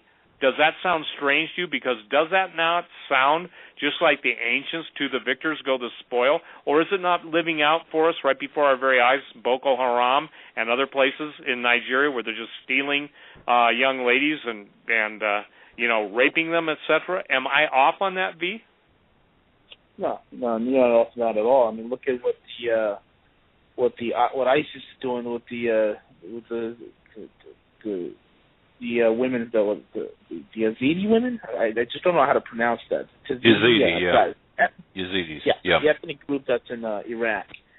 What are they doing? They're just getting these women and killing off their husbands, killing off the sons, and if there's their daughter, they'll take them. And the pretty ones they separate, and then basically tell them, listen, here's the deal: either you convert to Islam or you're going to basically die. And that's what it is. Okay. And you see Boko Haram, what are they doing? They're kidnapping young boys. They're kidnapping young girls. Let me tell you folks a little secret here. Okay? Here's a little dirty little secret about fundamentalist Islam. Okay? It is, not only at one level, I want folks to really pay attention to this. At one level, fundamentalist Islam, yes, it's violent, it's grotesque, it is a death cult. Okay? It is a death cult. But let's take it one step further. Did you know that on top of being a death cult, it's also a pedophilic death cult? Did any of you know that? Did you know that most of the high-ranking members of the Taliban have an affinity towards young boys? Oh, yes, they do. Yes, they do. It's called they're called dancing boys. Okay? One of the things that the Soviets were so terrified about these crazy Afghanis is what they would do to a prisoner if they caught you. They would literally strap a Russian prisoner, tie him up, and the entire battalion of fighters would take turns raping him. So why do you think they want the female genital mutilation? Why do you think they want that? Why do you think they want the most stringent form of Sharia law where women are wearing burqas? And if you understand the history of burqas, it's something that the royalty wore. Because the queens in the ancient Middle East were so beautiful that they'd wear these veils so that the sun doesn't parch their skin. It was a sign of nobility. And then when she'd come into the inside of a building or a palace, he'd of course take her burqa off. The fundamentalist Islam has taken that, subverted it, and is using it as some sort of a jail cell for women. Okay? And these are the things. Why do you think they do it? Why do you think they hate women? They don't want women to drive. If they're walking outside, the woman has to walk like 30 feet behind their husbands. Women are like cattle. I mean, why? And in fact, the majority level of these Islamic terrorists, they have no idea why. There's something coming down from their imams. But their imams understand. You see, the top level guys who sit on top of the thing, it is a homosexual death cult. There you go. I called it for what it is. It is a pedophilic, and let's call pedophiles for what they are. They're homosexuals. It is a homosexual, pedophilic death cult. Now, do you understand why these people get funding from individuals in the U.S. and as well as Europe? Because it's the same cult. No matter if they paint a veneer of fundamentalist Islam over themselves, or if they paint a veneer of a European bankster or a royal or if they take the veneer of an American industrialist, they're all part of the same cult. They're all part of the same clique. You see, there's a reason why 5.5 million kids go missing every year in this country. And that's a whole other big topic that I'm going to probably say for another day. Steve. One of the things that is striking, Doug, you and I talked about this before the show, just in talking about what to cover tonight. And could you believe that it would be stated? See, I believe the Lord is making sure that people understand. In essence, ladies and gentlemen, the United States is on trial.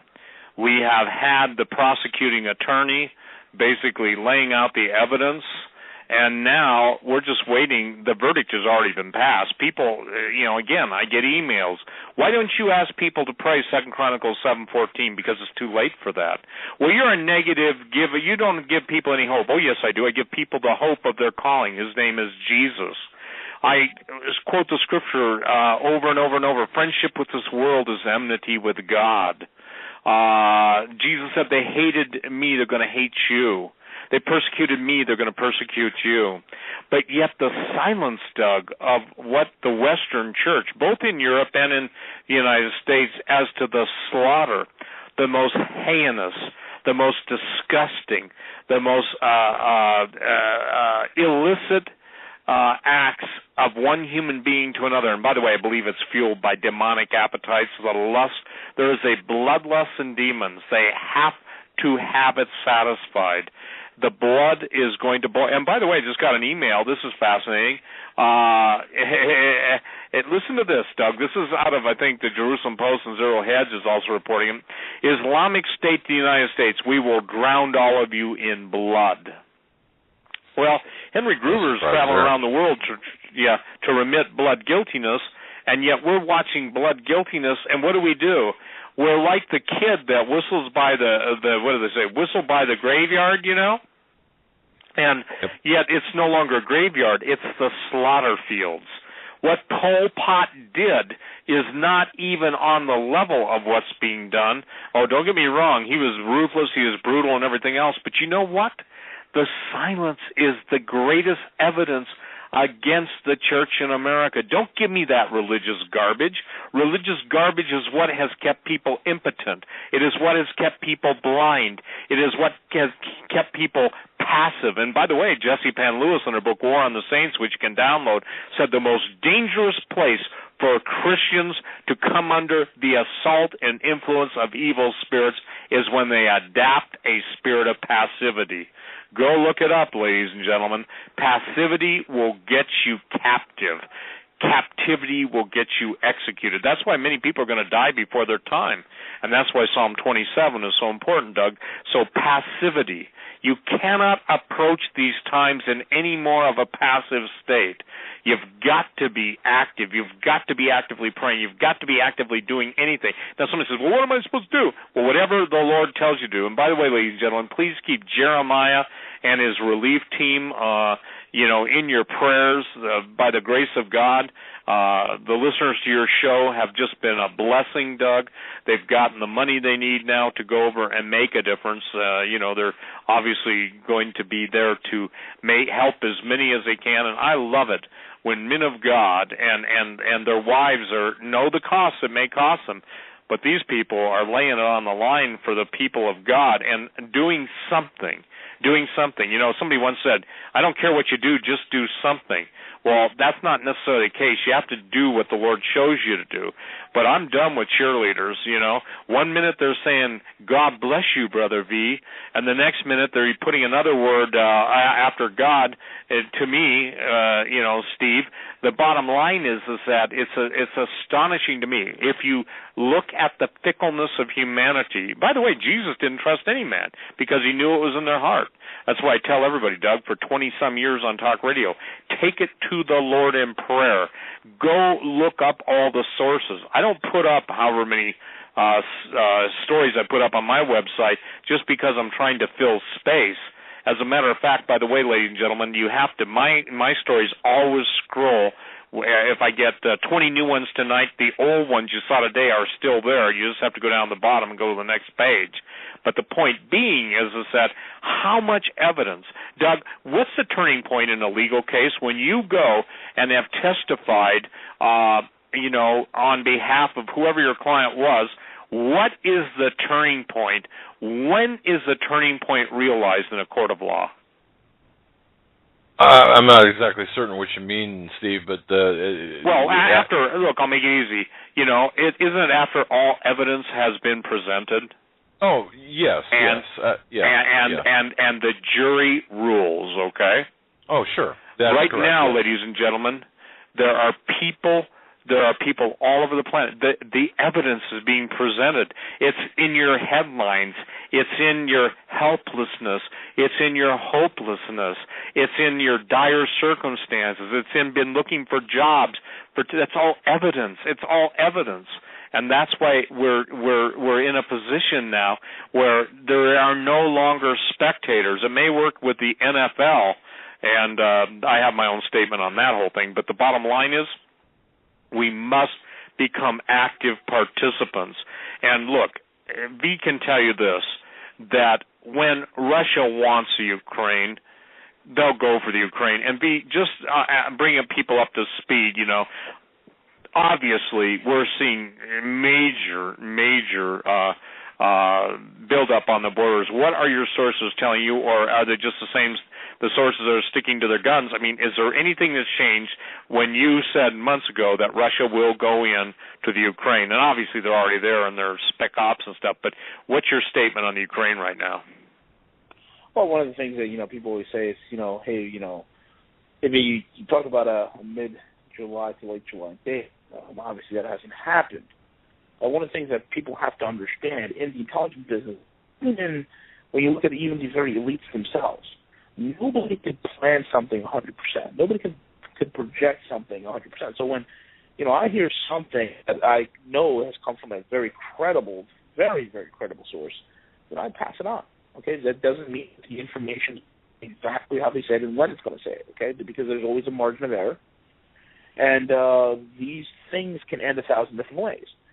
That being said, okay, the thing that really derailed a Russian response, and check this out, folks. This is very convenient. We're looking at mid-July. There was supposed to be a Russian response mid to late July. What happened mid-July that kind of derailed the Russians? Flight MH17. You see that? Oh. And there you go. Do you get it? Yep. Yeah. And what was being reported when before MH17 was about to go down? Everybody was talking about a Russian buildup on the Ukraine border. All of a sudden, MH17 gets shot out of the sky, and the Russian response has to stop. The MH17 also served a purpose, amongst all others, to stop a Russian response, to slow it down, which now the Russians had to go ahead and get their crack team of investigators in to go ahead and defend themselves. But they're not the ones who shot this plane down. Now, fast forward to where we are today. Okay. The same people are saying, V, there's going to be a response. We could probably see it right now, probably September. And what's happened? Well, we've seen the Ukrainians last Friday, they shelled a Russian convoy. And today there is fighting, just occurred 3 hours ago. There's fighting confirmed between the Ukraine military forces and Russian separatists.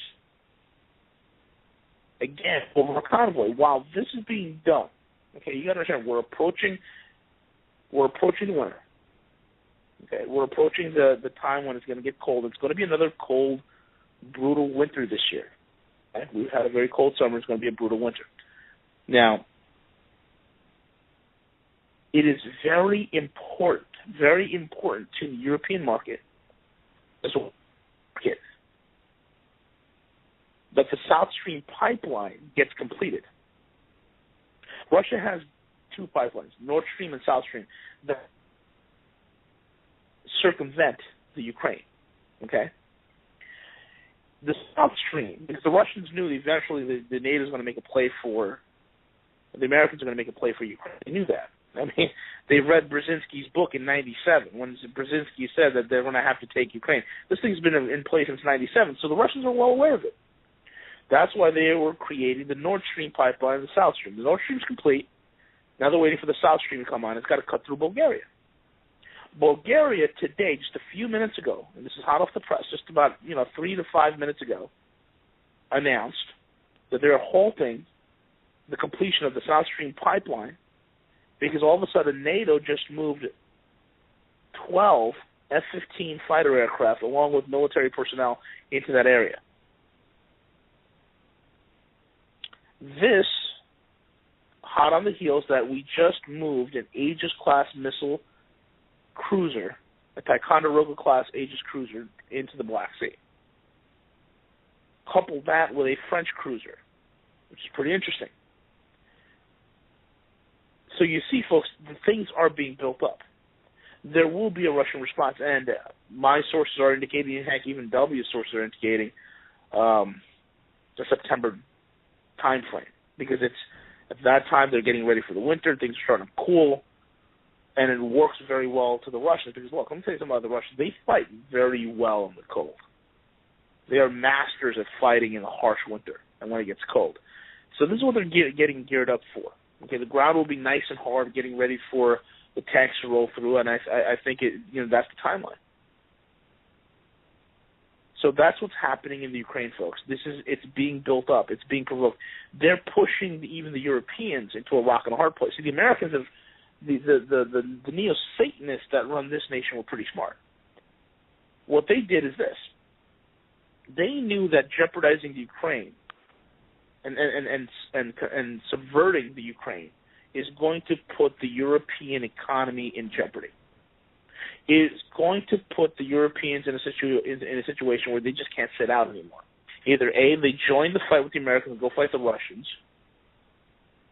or what's the other answer? They're going to fight the Americans? See the predicament they put the continent of Europe in. The European economy is stuck between a rock and a hard place. If they don't do something soon, their economies are going to suffer heavily this winter.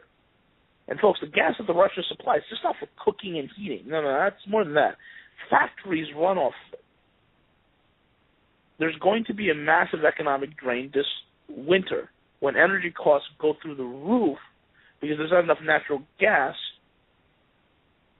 and everybody's projecting it to be a very cold winter. There's not enough natural gas to power their economies.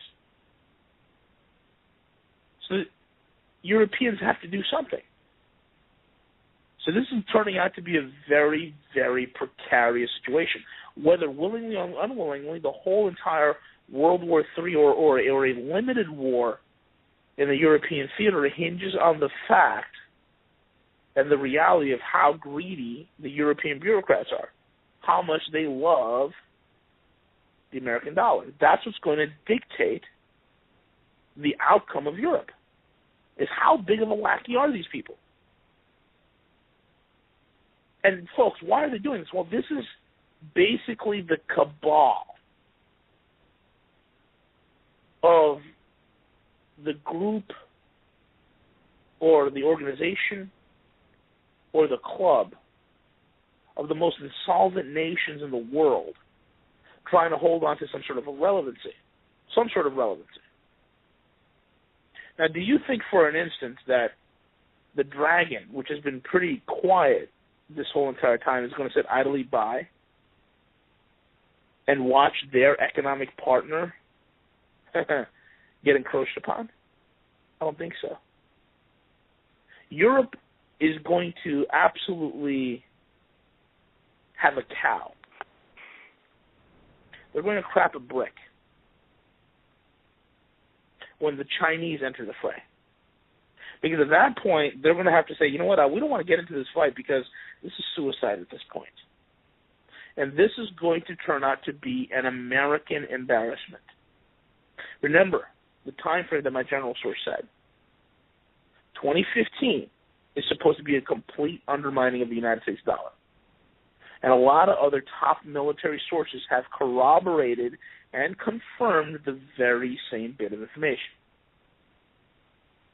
2015. So in other words, another major catastrophic, embarrassing event has to occur where now not only does the United States look like a toothless tiger and with no claws, but now it's going to be viewed not only as a toothless tiger, but an absolute pussycat. A relevant weakling who has so much internal domestic issues and crisis within and without to deal with that they should have no right to be a world reserve currency. They shouldn't have the right to be the petrodollar. And that's where the hit's going to come from, folks. That's what you're going to have to keep a lookout for. And that's what we see transpiring. V, can you put that in the context, if you don't mind? I wrote an article a while back. This is now probably over a year and a half ago, titled Obama Official, We Will Just Kill the Dollar. This references Kyle Bass's conversation with an administration official, unnamed but believed to be Timothy Geithner, that the fact that they're just going to kill the dollar. And with what you just said, what are we looking at here? We're looking at a homicide of our economy, our sovereignty, our everything that we hold dear as a result of this. I'm not saying the U.S. dollar that we hold dear, but the fact is, it's our sovereignty, it's our middle class, it's our wealth, it's our. But that said, put that in context. I'm trying to make sense of this. It's going to be an attack from within as well as from the outside. Is that what you're saying? Yeah, in order for you to kill the dollar, you got to do two things. First, you got to do it from within. And how do you do it from within? Well, you print the money to oblivion, okay? This way you're creating an absolute inflation within the money supply. They're doing that. The second thing what you need to do in order to kill the dollar is you have to embarrass it internationally. You have to besmirch the reputation of the United States government on a world stage. You're going to have to make them look bad. You're going to have to make them look like A, reckless, irresponsible bullies. You want to make them look absolutely irrational, absolutely nonsensical, and totally self-serving within their own self-interest with no regard to anybody else.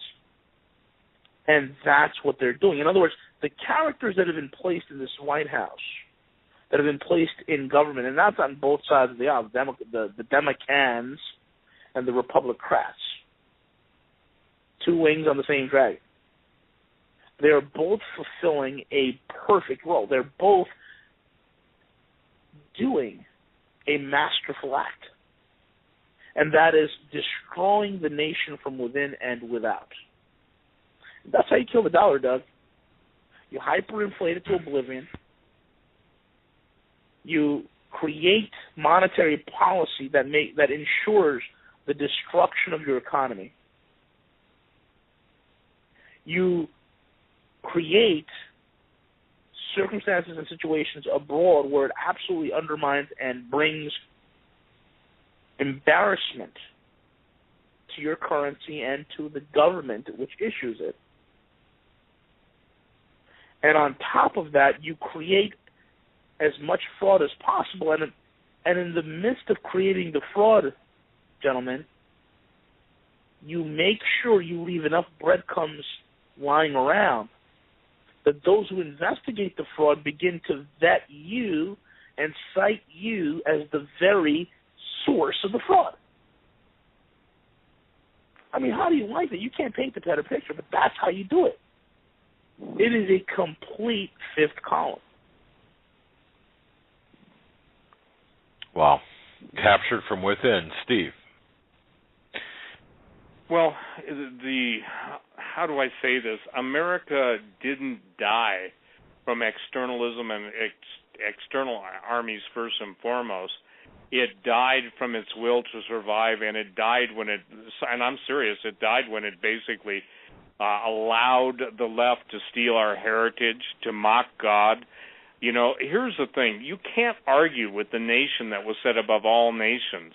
You can't argue with the respect and honor. Yet look who came on the scene and look what it is now. And I said, Doug, years ago, I think it was over 4 years ago, maybe even longer than that, and someone who's got a better memory can say it, but I said the Lord has declared it. America will be held in such contempt that we will become a hissing sound in the nostrils of those nations around us. Where we were once respected, we will be absolutely mocked and ridiculed. When we were once held in the highest esteem, we'll be trodden underfoot of those who looked to America for more, but look what it's become. The spineless jellyfish, and I call it jellyfishianity. I coined that term on your show, and I mean that. A jellyfish just floats along with the current. It takes all the little micro sea creatures into its tentacles, but basically it goes with the flow. Jellyfishianity and the congressional critters have given it away. They've sold us out. And just as Judas sold out Jesus for 30 pieces of silver, these guys are selling out cheap. I even had a Russian spy at one time just laugh. He was drunk and I was sober. But he said, oh, you Americans, you sell out for so little. He says, when we betray our country, we go for millions. And I think he was referring to Pollard or somebody at that time, one of the guys that basically didn't do it for much money. And the point is, Doug, is that now there's no pulling back. So here's the thing I want people to understand. Tonight, after the show, I want you, those of you who are Christians and are believers, I want you to go. Get on your knees or go in your closet or kneel by the side of your bed. Turn off all sources of any additional input and just wait silently before the Lord and thank Him and say, Lord, show me the legal proceedings being carried out in heaven. Ask Him to give you a dream. Ask Him to give you a vision. But I want it to be understood more than anything tonight, Doug, that we're in the process of where the prosecuting attorney, and his name happens to be the God of the creator of heaven and earth, you know, I call him the Lord God of heaven, whose son is Jesus Christ. We have an advocate with the Father. For those of us who have been sinners, Jesus is our defense attorney. But that doesn't stop the Father from issuing judgment upon the nation. And that's the biggest point of contention I have with my emails. People can't get over the fact that it's over. Someone says, well, you know, and they can say negative or whatever, but look at the standard of living. Look at the death of the middle class. Look at the statement even today, and it's been the story that, you know what, half of Americans have nothing saved for retirement, and yet look at the people being paid $6,000 a month to take in immigrant children. Look at the people coming in this country who end up with bennies and all the government aid of $30,000, $24,000 to $30,000. Well, look at all the students who have huge debt, in some of them six-figure, and if you're going into medicine, and look at what's gone on with Obamacare. Look at how many doctors and nurses are leaving the field. The point is it's all eugenics by design. The elderly, instead of being recognized and being grateful and honored, they're chattel to be thrown out, to be trodden underfoot. The babies who are the next generation, they're to be destroyed as a sacrifice to Lucifer. Their blood runs even now in the heavenlies as high as a horse's bridle. And I don't know, and I can't prove this, but I believe that because the nation wants blood, I believe the Lord is going to allow all the blood of the slaughtered innocents to run. No one's ever said that before that I know of. I've never said that before that I know of. And until the people of God get sick of the blood that's being senselessly spilled, to the murder of the innocents, to the absolute slaughter of women worldwide. And look, ladies and gentlemen, again, I'm going to say this. There is no greater friend to womanhood worldwide than the Lord Jesus Christ. No greater emancipator, no greater defense attorney, no greater elevator, not over a man, but because of his godliness and because of his calling and because of laying down his life. There's no one more wonderful than Jesus in sharing his blood? And you know, it's real simple.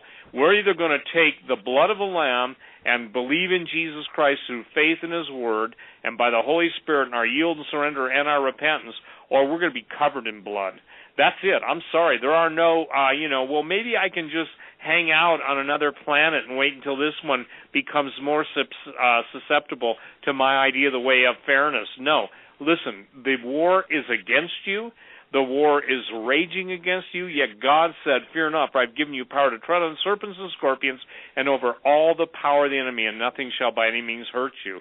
You know, V said an amazing thing, and I've never heard it said that way before. Republicans and Democrats, just two different wings of the same dragon. I commend you for that, V. I'm going to incorporate that because that's way, way more definitive. Doug, do we got to take a break? Do we have to take a break? Yes, we do, and that's up there with jellyfishiosity. I just can't get over that. Jellyfishianity. I'm sorry, jellyfishianity. Oh man, we have to have a new lexicon for Steve Quayle. With that, we'll go to the top of the hour break, folks. We're listening to the Hagmann Hagmann Report on this Monday, August 18th, with our special guest V from the RogueMoney.net, and Steve from SteveQuayle.com.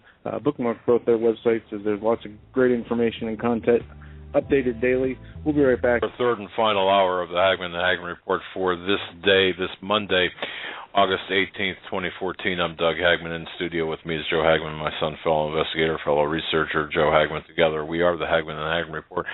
You know what, ladies and gentlemen? Let me just bump in here and say this. I'd like everyone to really, when you do hit your knees tonight in prayer, as Steve mentioned, I'd like you to pray for both Steve and V. Are you noticing a drag? And this is not to take anything away from either one of them, but I got to tell you something. You look at this information, and it really, there is this incredible drag upon you, upon a physical person, your physical health and your mental stress. I mean, it's very stressful when you follow this information and you attempt to package it, for example, the way V packages it in digestible portions for us to listen to it, and Steve the same way. So please pray for these two gentlemen, for their strength, for their health, and for their safety, because I got to tell you, this is not light subject matter. This is pretty rough stuff, but you need to hear it, and these two gentlemen are giving of their time. The way I look at it, we've got a platform. We're here, but these two gentlemen in particular are gifting their time to all of us. So with having said that, I just want to thank UV, the Guerrilla Economist. His website, by the way, folks, and bookmark his website, RogueMoney.net, just off of a fantastic debut radio the show this past weekend, and of course Steve Quayle, SteveQuayle.com. I talked to him. I think it was it was early my time, or it was early my time for crying out loud, so it had to be early his time. I don't think the guy ever sleeps. But with that, Steve, I'll turn it back over to you, sir, and you can direct us where you want. Well, thank you, Doug. I think we're at the point now where one of Tom Horn's major concerns, and it's mine also, is that tonight V and I are talking about, cursory defense systems and the failure and the treason, but the greatest battlefield I know raging right now is in test tubes and laboratories, where the human genome is being, how should I say this, dissected and put together in the most horrific configurations. Somebody said, where's the next battlefield? I said, it's being fought in the laboratories, in secret laboratories and underground laboratories with creatures that, quite candidly, my best attempt, even by explaining them mythologically and in the contents of historic legends, it fails. This is why, ladies and gentlemen, it's so critical when you understand how wonderful it was when God created man in his image and likeness, and why the devil hates that more than anything in the world. And what you see, every time you see some poor guy being shot, and whatever the reason, there are other ways to restrain a guy than blowing him, shooting him 6 times. And I understand I'm not a policeman, but I also know this, that watching everything that I see on YouTube and watching, the abuse of power and the military and stuff, what that is contempt for human life. And I, for one, believe that it's my goal, and I believe V believes this too, to inform. We want you to get out of harm's way. If that's scary, so be it. But before you go calling it doom porn, just say this. Say, what's changed in the last couple years, 4 years, maybe 6 years, that wasn't like this before? And you're going to come up with an agenda. But you're not just going to come up with the political agenda or the old paradigm of the left or right. What you're seeing is supernatural Satanism. What you're seeing is the unseen becoming visible. What you're seeing is nightmares walking the streets, not only in the nighttime but in the daytime.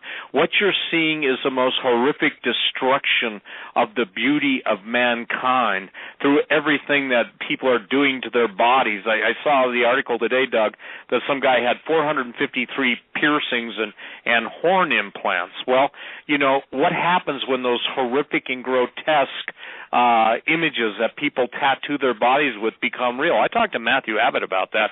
He wrote one of the chapters in my book on xenogenesis, a tattoo artist, a shaman who got saved, and he was at the Whitestone Conference, and what a neat brother. But what happens when those images literally and I'm not trying to scare anybody, but when the images that are on the inside start manifesting themselves on the outside, how is it that these grotesque figures are beyond what even science fiction guys can design? It's simple. That's their nature. And for the people that are absolutely invoking the powers of hell and the entities of hell, when they burst forth out of their chest like an alien movie or out of their skin, then I think that people will understand that this body that the living God created to be one way is being destroyed in every way possible, whether it's the air, whether it's the water, chemtrails, food, GMO, non-GMO, vaccinations. And again, I want to deal with the Ebola thing. The battlefield is in the test tube. The test tube is the battlefield. I devoted 20 years of my life on biological weapons. I'm not, by training, I am not a virologist. I am not a molecular biologist or by any means.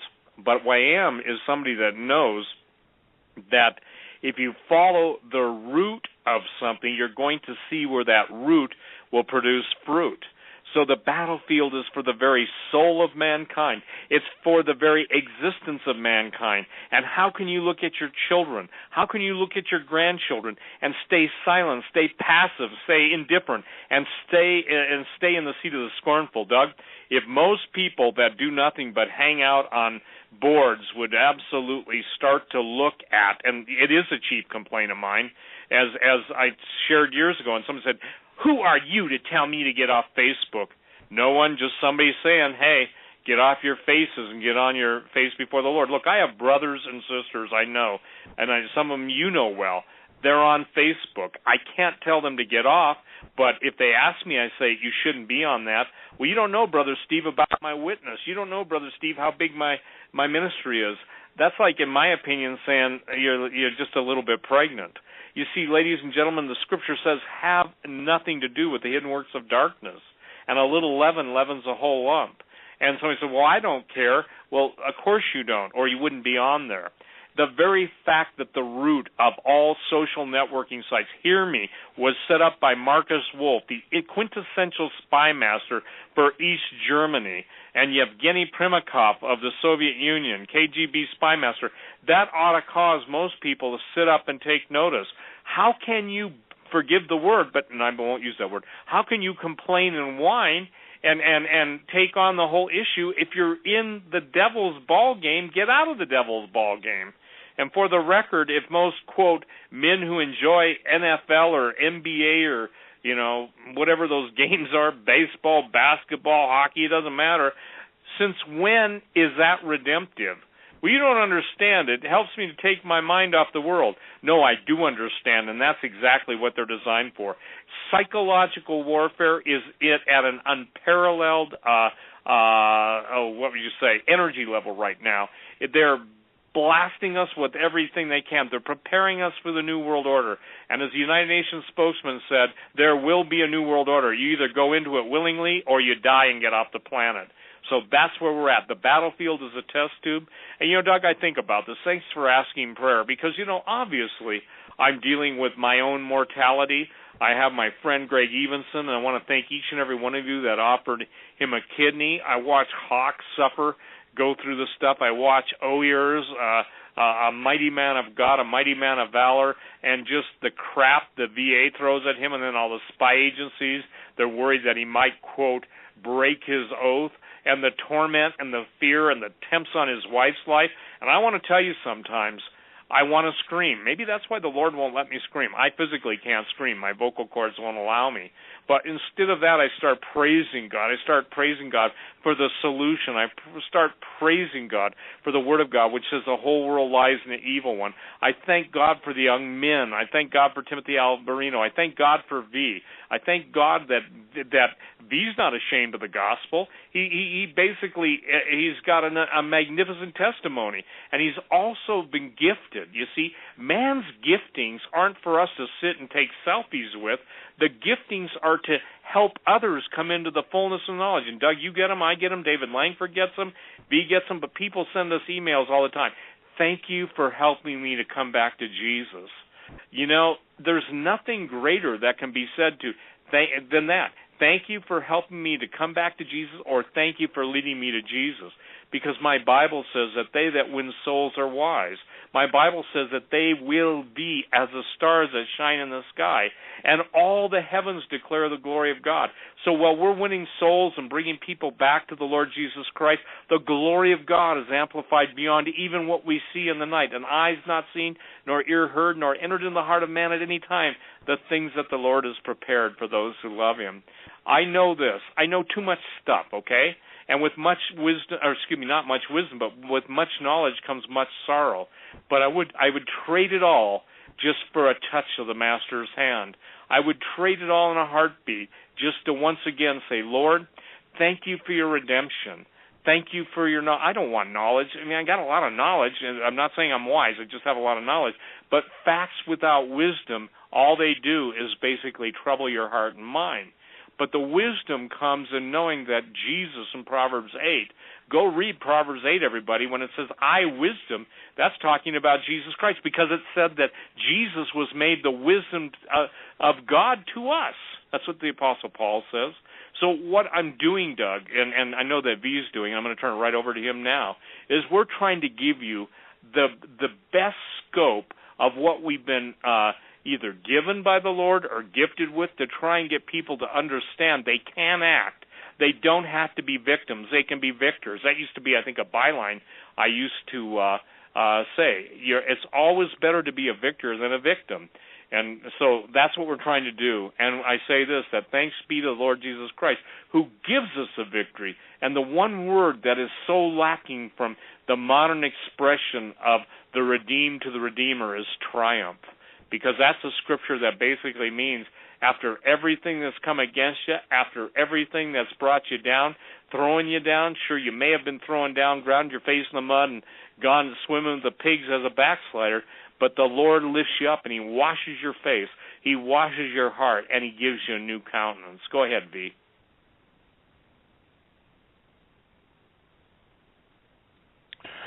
V, are you there, my friend? All right. I'm sorry, for some reason the phone's cutting in and out. Could you repeat the last thing you guys said? You are cutting out. Yeah, I don't know what's going on. It's weird. Well, it's interesting, folks, how this is working when we're talking about everything from genocide to weapon systems, that we've got these technical problems. It's to be expected, obviously. The last thing that was said was basically just about the weight of knowledge about everything that's taking place, really being a weight on our souls, I suppose, Steve. That's kind of how you framed it, I believe. But you know what? I don't know. Can you hear us now? All right. Yeah, let's try to switch some channels here on my phone. Okay. Hopefully this works. Okay, you can take us where you want to take us. You know, what Steve said is this. I mean, what we're trying to do is let people know, okay, that there's a lot of data out there. And when you start to take these bits and pieces of data, you start putting it together, it starts to create a very, very clear and vivid picture. Okay? Now, we could all be wrong on dates, we could all be wrong on timing. But there's a convergence here. Okay, whether, you know, certain events happen or not, there are certain guarantees. Okay? What I mean by that is this. Irrespective of exactly how this whole thing ends, irrespective of how exactly this collapse plays out, one thing that is for certain is that there will be a collapse. In fact, I don't even want to say there will be a collapse. People need to understand one thing, and one thing very good right now. We are collapsing. We are in the midst of a collapse. You know, for the government to admit that we have negative 3% GDP growth, actual numbers are we're actually contracting about 3.5% to 4% per year. Okay, that's how bad the economy is contracting. The collapse is here, folks. Okay, it hasn't been as accelerative as we thought it would be, as many people, or even how some people are expecting it to be. It's been a slow burn. It's been a slow motion cascading collapse. And most people are not bearing any sort of attention to this simply because they are being fed wrong data by the mainstream media. And when I see wrong data, one of the things that people always gravitates towards is the Dow Jones. They'll see the Dow at 16,500, 17,000 points, and they equate that with economic health, when nothing can be farther from the truth. The numbers that Wall Street's putting out there, folks, these are not numbers based on any sort of reality. These are fabricated, fictitious, and outright lies. That's what those numbers are. So it's not something that we can rely upon. Okay, so what do you rely upon? Well, you have to look at economics at a macro level. Understand what the world is doing and the things in the world that are occurring. Because when you start paying attention to that, you begin to see that there is a massive trend away from the dollar. There's a massive trend away from the United States being the apex or the fulcrum on which world power balances. It's no longer going to be that fulcrum. This whole thing is being replaced. The old system is being done away with. Folks, look, let me ask you this. Show me a part of the world right now that is not facing some sort of tension. And I guarantee you'll be hard-pressed to find any sort of developing country or any sort of industrialized country that is not under some sort of economic or national or military-type threats or tension. Worldwide, there is massive chaos that's occurring right now. This is happening because a system that we are all familiar with, that system is dying, and that system is being done away with. And that's what's occurring, folks. All these are symptomatic shockwaves that are occurring that are eventually bringing this whole thing down. I want you to visualize it this way. Picture, if you will, you have a tall structure, a skyscraper, and each floor is held by trusses. We are, economically speaking, in a pancake collapse. We're not imploding like the World Trade Center. But a pancake collapse, if anybody were to witness it, is not something that occurs very rapidly. In fact, it's something that occurs, it's quick, and I say that's quick, look how fast things have evolved since 2008 till today. But it's a pathway of most resistance. So we are floor by floor, truss by truss is breaking. This whole system, the whole building of the petrodollar system, the whole entire banking system as we know it, and the various apparatuses that are attached to it. And what are the apparatuses that are attached to banking? Well, it happens to be government and the military-industrial complex. All these things are falling apart. All these things are collapsing and creating tension and stress and chaos as they begin to clash and bang against one another. The old system is being done away with. And what we're trying to do for you folks is to let you recognize that this is occurring and not let you, for one second,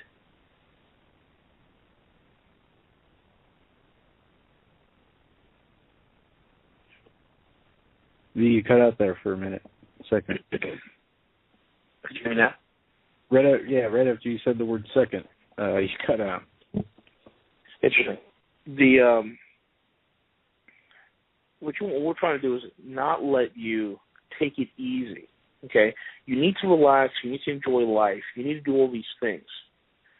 But don't lose sight of the fact of what's important. The imminent approaching, the imminent arrival of these events should make your life that much more appreciative into the minutiae and the details of daily life. The most mundane things should have more meaning to you. You should slow down a little bit and begin to appreciate the things that you have been blessed with and things that you have.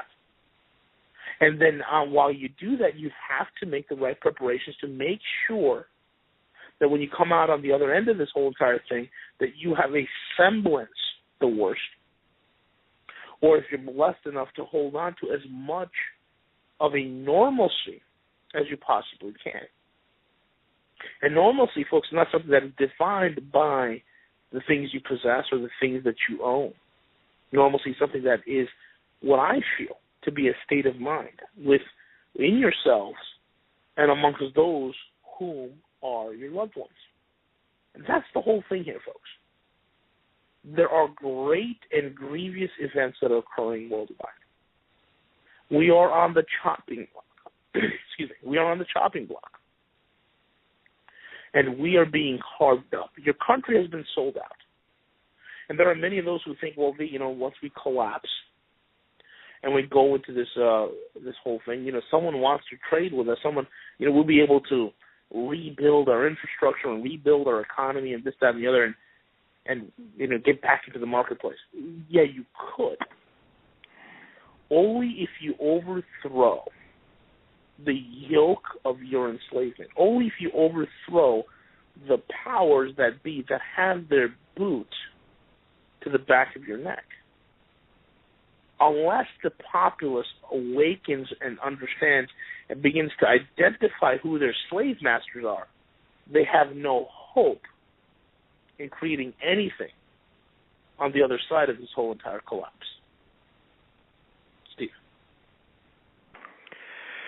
One of the things is that basically Abraham looked for a city whose builder and maker was the Lord, and the thing is that I think that there's something happening, Doug and Joe and V, as the days grow darker.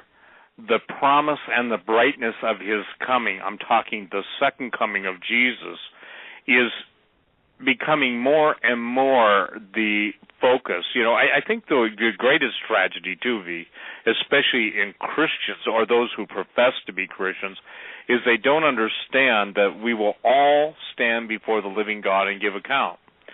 And one of the things that is the most perplexing to me is the fact that people who know better still sit, and I'm praying that after this show and others they get out, but still sitting in a mausoleum hoping that they'll find life there. Jesus said, let the dead bury the dead.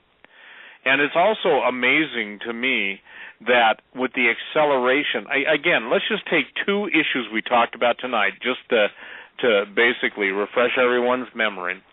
We have the situation where the entire U.S. Navy was rendered inoperable, and basically the ship had to be towed, I believe, to port, and then there was a mass defection of naval officers who quit. You couple that with the 8,000 naval officers who are going to, not officers, but the master sergeant equivalent in the Navy. I forget what they call them. The point being is, and then we coupled that with the 500 majors in the Army the other day, and all of, just so you know, ladies and gentlemen, between 2009 and 2013, up to 2009, there were 5,000, I believe it was 5,030, people who had been forced out of the military. In 2011, it was 11,300. So the amount of people that are being forced out, and these guys are being forced out with their benefits. And again, Doug and V and Joe, this is one of the things, in my opinion, the two great sins of the United States are abortion and the abandonment of I'm going to put them together, the abandonment of the elderly and of the veterans.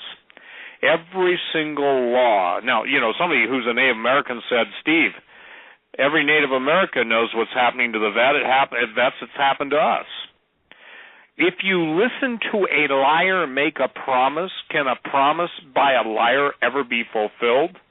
Absolutely not.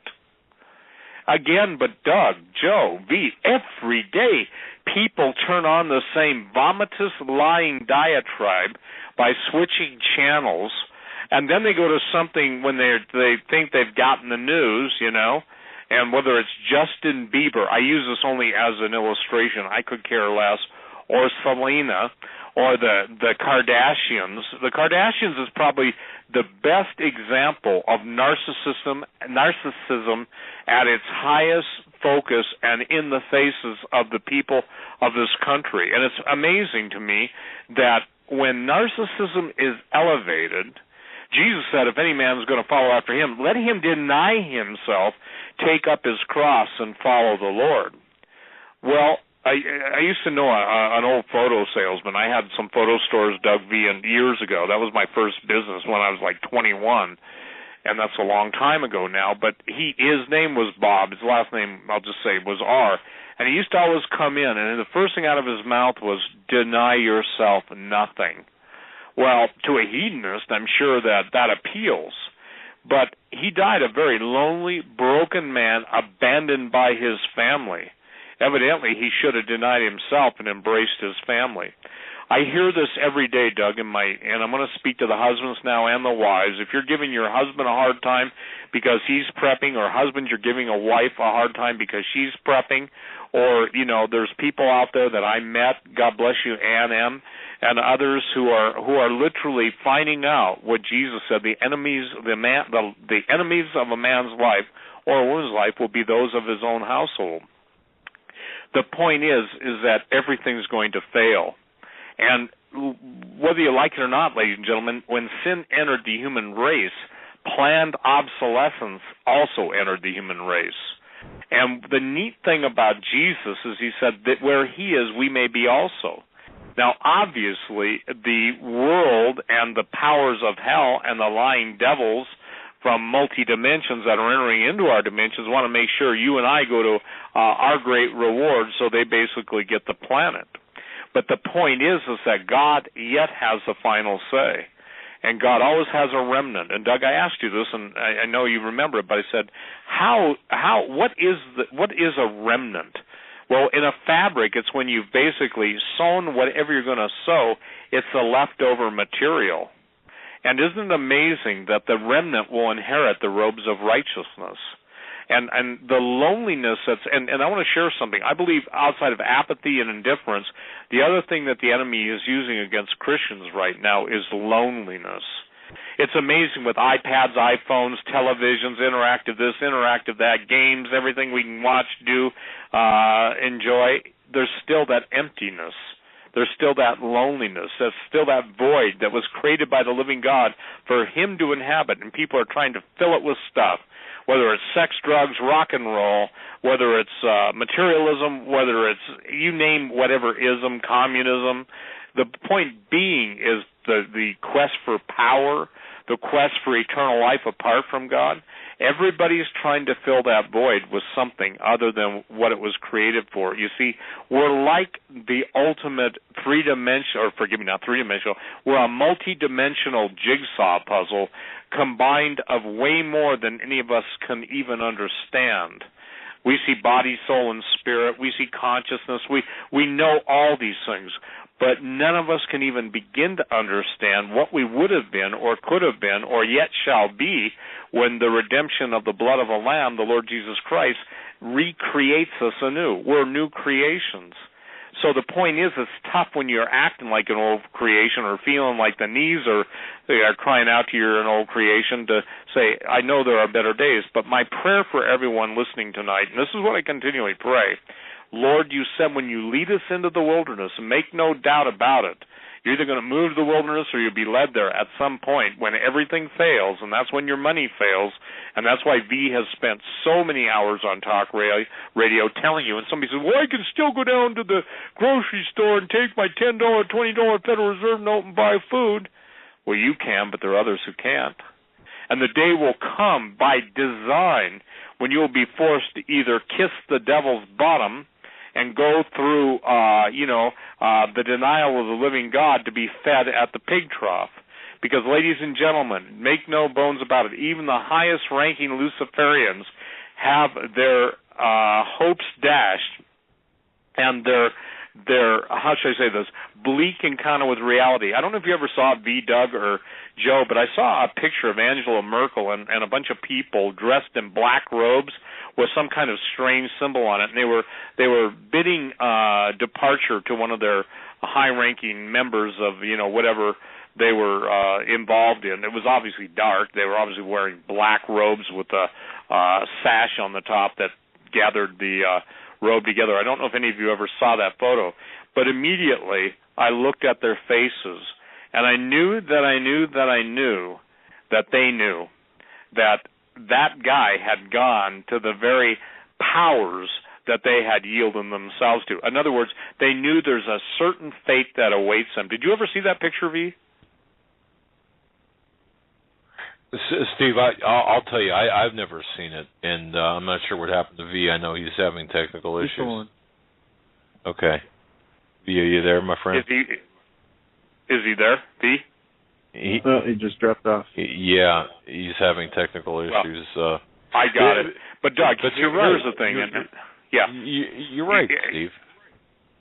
Well, you see, it's not enough to be right, and again, everybody wants to make sure. I got to share this with everybody. This is funny.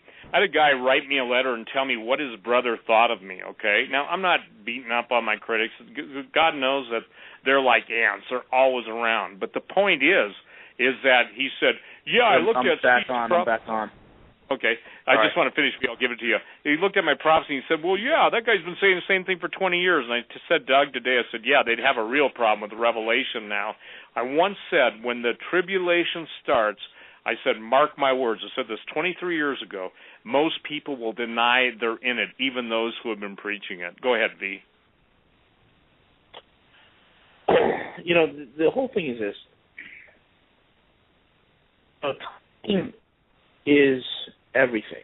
And we are giving you folks information, data, before anybody else can get to you. We're giving you the information that nobody else, that you won't be able to get anywhere else. So, you got to, like what Steve always says, you got to take it to the Lord in prayer, and that's important. It's so critical that we all develop a spirit of discernment in these last days. Because discernment is something that's so very, very key and very vital, okay? There is so much deception happening. And oftentimes when I talk with Steve, we always talk about the multiple levels of deception that occur. Just when you think you found truth at one level, then there's another lie on top of that completely shakes your paradigm. And folks, it's important that you really begin to get yourself familiarized with the Lord and with a relationship with Christ, because that's the only thing that will sustain you. Okay, the current flow, the current situation that we're facing as a nation. I mean, look at it, folks. There's no peace. There's no sort of anchor anymore, and it feels like that we've been in free fall. It feels as if all sorts of normalcy is gone. And these are all signs, folks, of an impending disaster. Okay? I mean, think about it. Oftentimes I talked about the frequency of events. And I said, we went from a news cycle. When I first came on board 19 months ago, there was a news cycle where you have an event occur, maybe a major event, maybe once a year, and then the once-a-year event became every 6 to 8 months. Excuse me. And then every 6 to 8 months turned out to be every month, and then every month turns out to be every week. We're at the point now, folks, where things are happening every day. So the frequency is building up everywhere you look. It is a powder keg. It is a pressure cooker. Everything's looking to explode into some sort of a crescendo. And that's the thing, folks, is something that you cannot ignore. You can't do the whole entire ostrich situation where you can just bury your head in the sand and pretend that it's not there. I mean, it's unbelievable. I mean, look at what's going on in Ferguson, Missouri. That whole town is not only being a beta test for martial law, but it is spiraling out of control. There were thousands of people protesting right here in New York City because of what's going on in Ferguson. And there are populations of people that are being whipped into a fervor. And again, it's more chaos, it's more disorder, it's more pressure. So everywhere you look, the only thing that I see are powder kegs. I see powder kegs in the stock market, powder kegs in the bond market, powder kegs in the real estate market, in the consumer debt. I see powder kegs in the nation's debt, in the whole economic situation globally, militarily, even amongst the population. Everywhere you look is a point of tension. Folks, this is not a time to turn away. This is a time to engage these things, to reconcile your mind with these things. Get it into your heart, but do not operate in fear. Understand what is facing you and make the appropriate actions so that you and your family can escape these things that are about to come. And that's the whole focus here, folks. Look at the joke of a silver fix, and just to let the audience know, I will be sitting in as soon as I get off this call at 11:30 at night.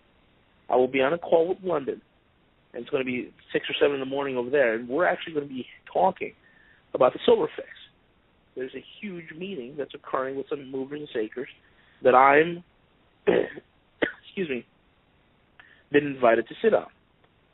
Because the electronic silver fix that they put in is going to be very interesting. It's going to be, just as W talked about, and just as I detailed as well,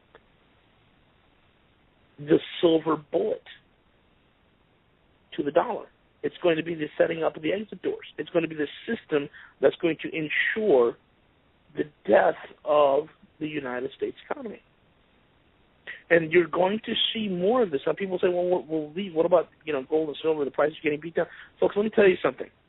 The same banksters, the same fraudsters who lie to you with an imaginary 17,000-point Dow, a stock market that has no volume, in an economy with no liquidity, lies to you about 17,000 points, and most of you know, most of this listening audience understands that number is fraudulent.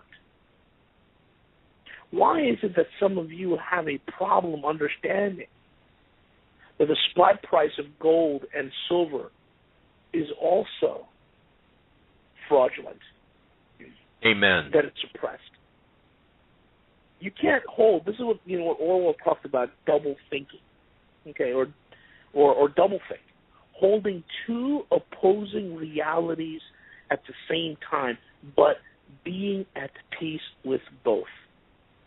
You say that you're worried about a police state, but you live in, let's just say, New York City, Manhattan, when there's thousands of cameras, and you don't mind going to the TSA and being patted down, and you think it's just business as usual. You listen to radio programs such as this, and you listen to the warnings that have been put out, and to you take it, but at the other side, you don't do nothing about it. You're still going about your life as if nothing's wrong. That's doublethink. And if you are suffering from that, guess what? You're a mind control victim. And not because somebody kidnapped you when you were a small child and induced trauma-based training upon you to warp your thinking. No. You're mind controlled because you sit in front of the TV too long. You're too inured with the systems of this world. You're too familiar with the status quo, with the modus operandi of the operation in this bread and circus. And that's what you need to break away from. Folks, you do not need these fraudsters telling you what reality is. Shut them off. When I see something, which I know, like silver, is worth $500 right now, that's the true value of silver per ounce if you adjust it for inflation. $500 per ounce. Do you think I care if it's at $19? I'm still buying. If it's at $30, I'm still buying. If it's at $200 tomorrow, I'm still buying.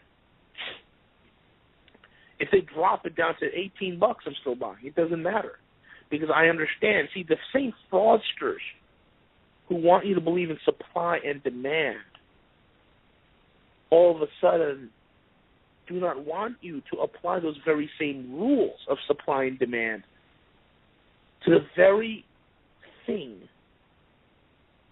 which is gold and silver, that is kryptonite to the banksters. So they have you believe in their hocus pocus. They have you believe in their imaginarium, their circus, and all the illusion that these magicians do. And you believe it.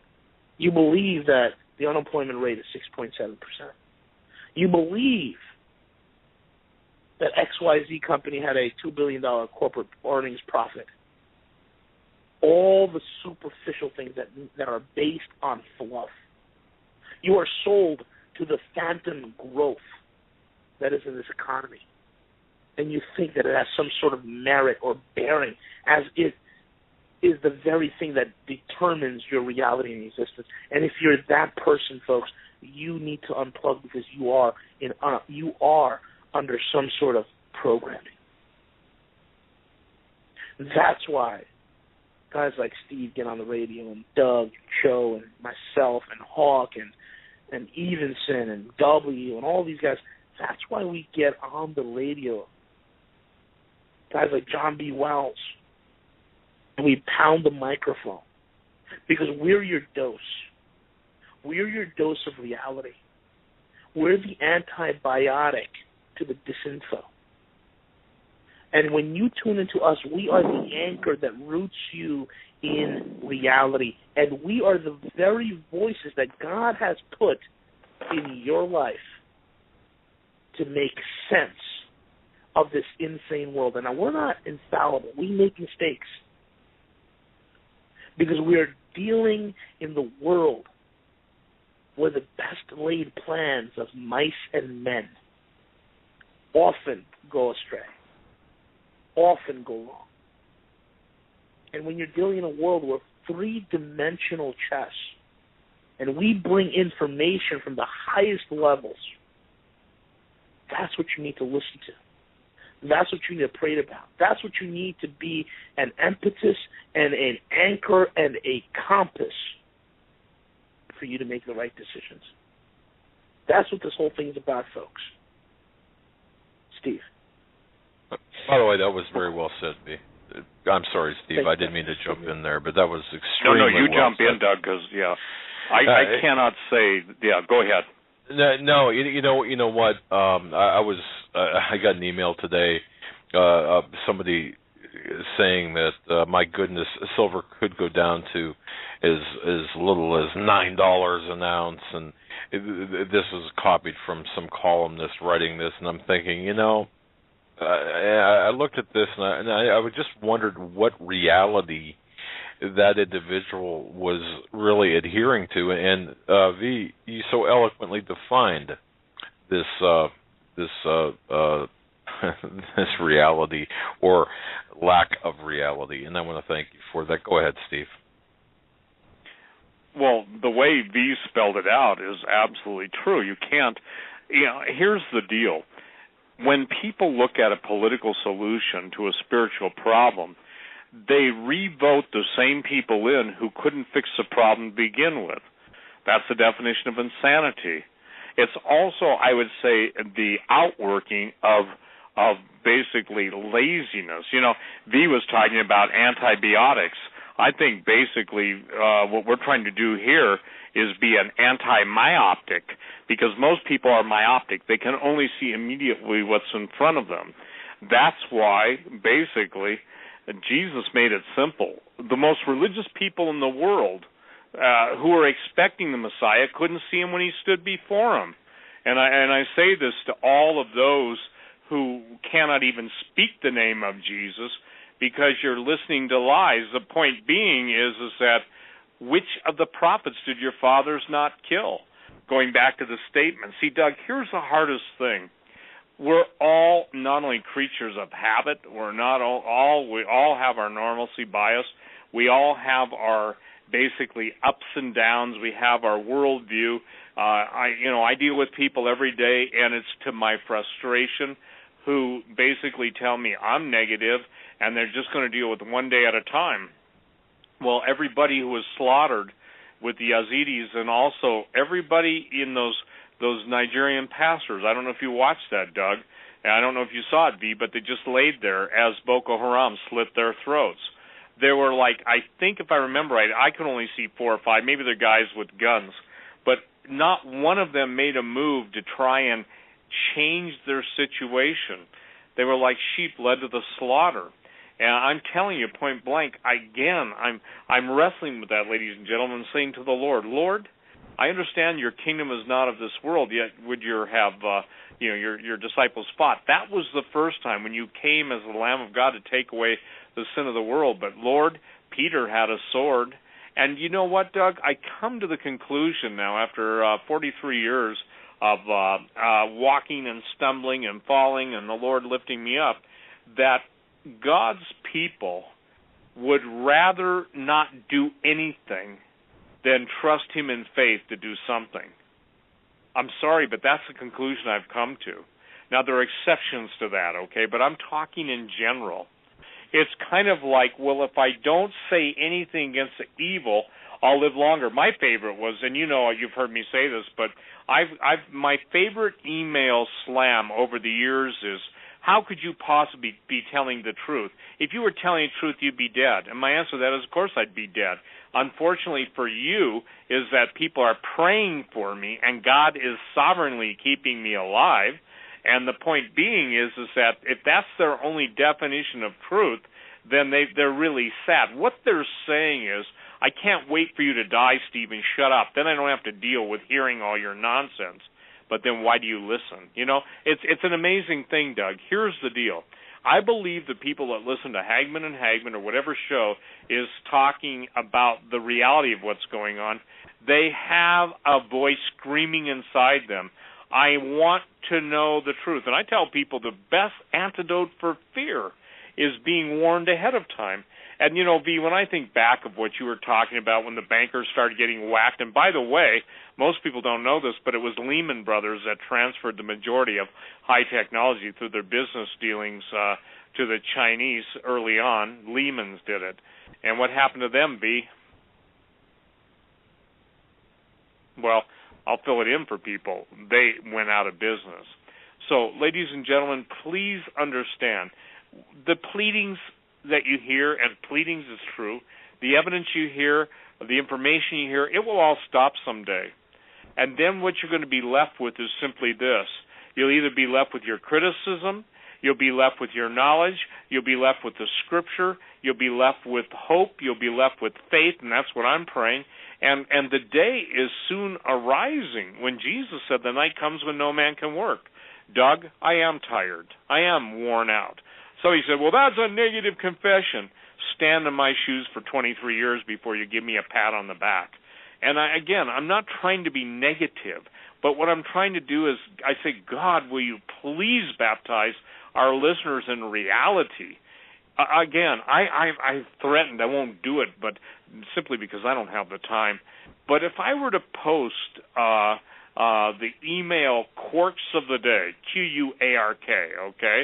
If I were to give people a vision into what I call quantum moronics, okay, there you go, Doug, another one, quantum moronics, that it escapes even this dimension, how some of the statements can be made. What people would see, and I tell people this, most criticism is coming from being afraid, coming from people that say, I hope V's not right, yet he's been right. I hope Steve's not right about Ebola, yes, I'll be right. Someone says, is it important for you to be right? I said, no, it breaks my heart because I've already seen the outcome. Well, you couldn't have seen the outcome unless God showed you. Guess what he did 43 years ago?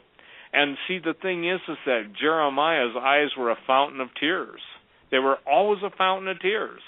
And because he couldn't understand how the people of God couldn't see what was happening before them while it was happening to them. Does that make sense, Doug? The people of God could not see what was happening before their eyes, even as it was happening to them. So the point is that that's how powerful the force of denial is, and that's what we're trying to fight against. Because, look, again, we're just about out of time. And that's why, somebody said, what would you like people to take away from everything you've done? And my answer is simply this. I would like them to take away, in other words, end up with the fact that God has always been telling us the truth, though the Satanists and the globalists and the Luciferians and the liars and the devils and the demons of hell have all tried to obscure the truth in order that they might take the facts of historic truth and use them to basically lure people to their eternal damnation. I'd like to think this, that God, though he didn't give us total revelation, has given us so much revelation, and as King David said, it's within the heart of a king to search out the matter. I'm praying tonight, Doug, that people will start to see that the day will come when there will be no more V. I don't mean because he's gone to an early death or anything. I just mean because this sort of broadcast will not be allowed. I pray for the day that people will learn the lessons that Pastor Langford has taught them about praying and fasting, about sticking to the Word of God when all the public opinion. I used to have a statement, and it's real simple. If you listen to what the public wants, all you'll end up is basically abandoned like King Saul to meet your fate on a battlefield that normally you would have had the victory that'll result in your death. It's never doing what the people want you to do. It's always doing what God tells you to do. And when men listen to God and when women listen to God and obey him, guess what? The people are blessed. When people listen to people and try and, quote, be friends with the world, it ends in damnation, heartbreak, and destruction. Damnation, heartbreak, and destruction. And that's that is what lies ahead unless one has the power of the resurrection of the Lord Jesus Christ working in their lives through the Holy Spirit. And Doug, I'm done. My voice is shot, and I know when I got to quit. So blessings to everyone. I thank the Lord for V. I thank the Lord for you, Doug. Joe, blessings to you. I thank the intercessors for Romy. God bless you. Beata, bless you. Manette, God bless you. The heart of Manette for the men that she ministers to. I've never met such a heart in all my life. For those of you who are prayer warriors and intercessors, keep it up, because that's the only reason we can. And pray that the eyes of the understanding of the people that listen, pray that the hearts of the fearful will be turned into stainless steel, and that the men and women of God will arise for this time in history, unlike any time that's ever been or will be after this. Good night, Doug. Good night, Steve. Thank you, my brother. Well, V, I'll tell you, you've got a conference call after the show. What do you expect from this, if I can ask? If I was a fly on the wall, or we were flies on the wall, what's coming? That's a good question. There's a lot of questions that I have in regards to the conference call. And a lot of it centers around the electronic silver price fix that's been announced, that's already at work, in which a small pittance of silver was settled. And I think what it will really surround itself on is how they're going to have the type of volume that the old silver fix had.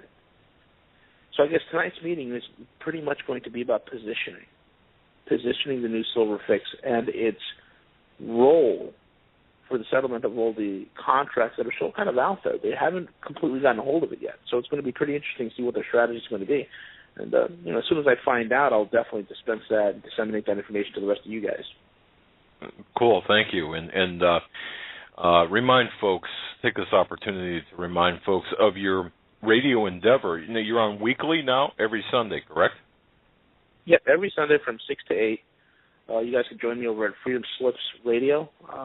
The Guerrilla Economist radio program is on from 6 to 8 every Sunday. And again, there's the website, roguemoney.net, subscription site, $2.99 a month for the front row seat. And anybody got any questions or anything, you can always contact me at Guerrilla Economist. One word, that's GUERRILLA, Guerrilla Economist @gmail. And that's about it, Doug. I got to tell you, I just you were very eloquent tonight. I want to thank you so much for your time, and I know your time is very valuable, and your insight is indispensable. God bless you, my friend. Thank you, Steve. Thank you, V. Good night, guys. Take Good care. Night. Bye-bye. Well, I'll tell you, folks, that was a great program. Steve Quayle gave it his all, and stevequayle.com, and V as well, roguemoney.net, 2 sites to visit, bookmark. I just thank God for both gentlemen, both men of God. Absolutely. Man, I'll tell you.